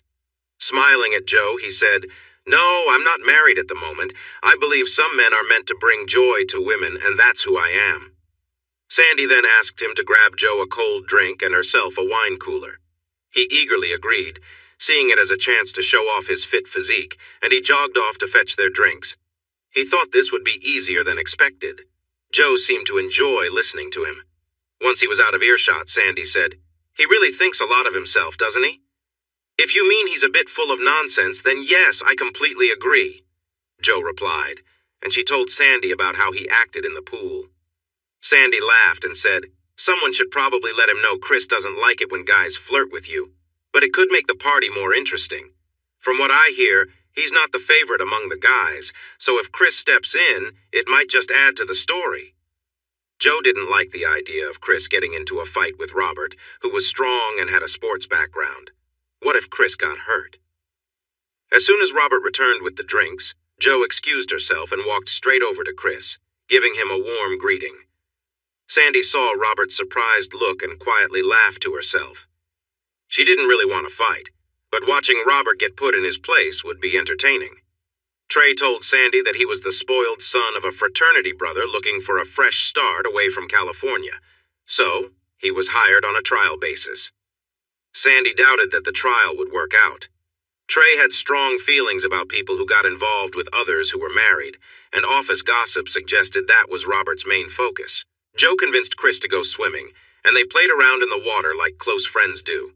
After that, they changed into shorts and t-shirts to join some workers and their spouses for horseshoes and cornhole. They lost more games than they won, but they enjoyed a lively game of volleyball with another group and performed better in the sand. Robert kept trying to impress Sandy until she grew tired of him and returned to her husband, Trey. Not welcome among the construction workers, Trey wandered back to the office staff where he upset the husbands of the women he flirted with openly. He quickly became unwelcome but found a couple of plain single women who seemed open to his flirtations, so he moved on to them. Then he noticed Jo walking toward the restroom with a dress in her hand. He excused himself from the women by saying he wanted to clean up and changed into shorts before following Jo. The men's and women's restrooms were next to each other, and he waited for Jo to come out in her nice sundress. When she did, he approached her along the wall. She told him she wasn't interested and tried to walk past. He blocked her path by placing his hand against the wall and putting his other hand gently on her waist. He told her he knew she was interested in him and wanted to be closer. Jo used a trick she learned before and aimed a knee at him. Unfortunately, he moved just enough that she hit his thigh instead. However, it was enough to make him let go, allowing her to run around the side of the building. He shouted in frustration and chased after her, catching her and covering her mouth to keep her quiet, lifting her slightly by the waist. This wasn't his first time facing resistance, so he stepped away from the crowd and set her down, trying to persuade her that she wanted him just like he wanted her. Jo relaxed a bit, and he took his hand away from her mouth. She quietly asked, "Do you have good insurance? You might need it." He laughed, saying she couldn't possibly hurt someone like him. She laughed too, then pointed toward the corner where Chris was casually leaning against the wall, looking curiously at them. Standing behind him were Jim Bob, Trey, some workers, and a few husbands who were upset with him earlier. "I know you're better looking and smarter than the rest of us, Bobby boy, but I think you realize that's my girl you're holding. She doesn't want to be with you." He shook his head. "I've been known to stand up to someone for less, baby Bobby." Robert let her go, took a step back, and began to blame Jo. Jo turned and lightly kicked him in the leg, but her small sandals hurt her toes more than it hurt him. She hurried over to Chris and said, "Honey, don't waste your time on him. He's not worth it. Let's go back to the party and leave him here with these gentlemen." One of the strong husbands stepped forward, saying, "I call dibs on him." Others quickly lined up behind him. Chris laughed and turned to Jim Bob and Trey, saying, "I can't recommend him for his job. He doesn't care to learn anything and annoys everyone."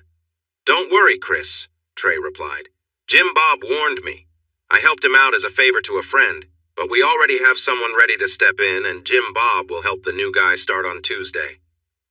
Now let's walk back to the party and forget about what happens here." Later, Robert was able to leave the parking lot after a group of men helped him to his car. He didn't look so good anymore and wasn't being so cocky as he drove off with a screech of tires and a cloud of dust. "Guess I'll have to send him his severance pay," Trey joked. Once the laughter faded, Chris said, "Thank you for the warning, Sandy." Jo declared, "If you hadn't come, I was going to step on his foot and push him away when he let me go." Trey assured her, "I'm sure you would have taken care of him, but we came to support you just in case." He hugged her tightly, and she smiled. The people around her cheered for her strength, but many jokingly glanced at Chris. He didn't share that he had been watching her carefully even before Sandy spoke. He knew from experience that Jo's looks would always attract all kinds of men, including those who were not good. Because of that, he made sure to keep an eye on her and her situation whenever he was nearby.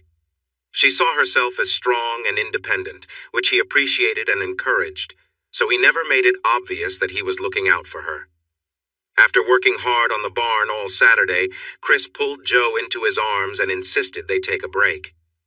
"We have tonight, tomorrow, and Monday to spend time together before I go back to work and you go back to class. I don't want to waste this time in my work clothes and feeling tired. We've reached a good point right now, and honestly, I don't need to be in the barn anytime soon. Let's go out tonight, sleep in, go to church, and take a nice drive on Sunday afternoon. I want to show you the lake property we talked about. Dad and I went out there last Saturday to meet with the owners. They have until June 10th to make a decision, but I'm pretty sure they will accept our offer. I want you to see it. I love all these ideas, but I do have one worry, Chris. Will this new property keep you busy like this house has? Because if it does, you'll never finish the other buildings and the yard." "No, Joe, it won't. Dad and Trey already have a plan for the new project, which is simpler and quicker than fixing up the old one. I won't have much to do besides making plans for the house, dock, boathouse, and beach. Come with me tomorrow, and you'll see what I mean." That night, they met up with John, Mary, Dawn, and Lynn downtown. They walked and danced so much that they almost missed church the next morning. Joe was asked to join the choir again, but she told them she was too busy. They decided to get a picnic from Chicken Express and made the Oranda half drive to the west side of Lake Whitney. They stopped at the old ranch house where Joe easily talked with the elderly owners. Nanny showed Joe around her home, while Grandpa Ed toured Chris around the barn and yard. They enjoyed homemade coffee cake and coffee together. Nanny and Grandpa Ed took the dirty dishes to the kitchen while their guests finished their drinks. Chris could hear their voices chatting, even while Joe talked about how good the coffee cake was. When they returned, Ed smiled and said they were glad to let Chris and Joe check out the land. Nanny added, "Having you two here made everything easier. After meeting Chris and Dan, we were leaning towards saying yes, but after getting to know Joe better and seeing how wonderful Chris is, we decided you are just the neighbors we want. We will tell our lawyer on Tuesday, and your dad should hear from him a day or two after that. Treat that land like it's already yours. All we ask is that you come by and visit us sometimes. I have 2 sisters and a mom who will probably visit more than you expect, but I promise we'll be good neighbors and friends," Chris assured them. After hugs, they drove away, and Chris called his dad from the site of the planned lake house. "If you get a call from Meridian, Texas next week, answer it, Dad. Joe charmed them so much today that they decided to accept our offer. Why does that not surprise me? We would have finished this much sooner if we had let the women handle things and stayed away ourselves. That's a lesson for next time. And son, after watching them take charge at your new house, I'm going to tell them to get involved. Otherwise, the builders will have a lot of changes to make, and we'll be in trouble." Chris brought a tarp and some blankets. Spread out on the thick grass on the hilltop, they made a cozy place for a playful spirit and her partner. Chris had seen her without clothes before, but he had never seen her lying in the sun on a warm day on soft blankets surrounded by nature. He quickly put on his pants, grabbed his phone, and took many pictures in different poses, saying, "To keep me warm on those cold nights in Colorado." Joe happily joined in, but she started to worry about him being all alone during those chilly evenings.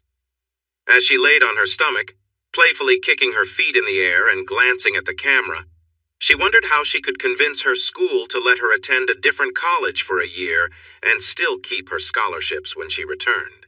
She thought about that idea now and then while they enjoyed each other's company under the stars, with the moonlight lighting up the scene beautifully. Thanks for watching this video. Don't forget to subscribe to Infidelity Plus to stay updated with more captivating tales of infidelity and payback. Turn on notifications so you're the first to see our latest content.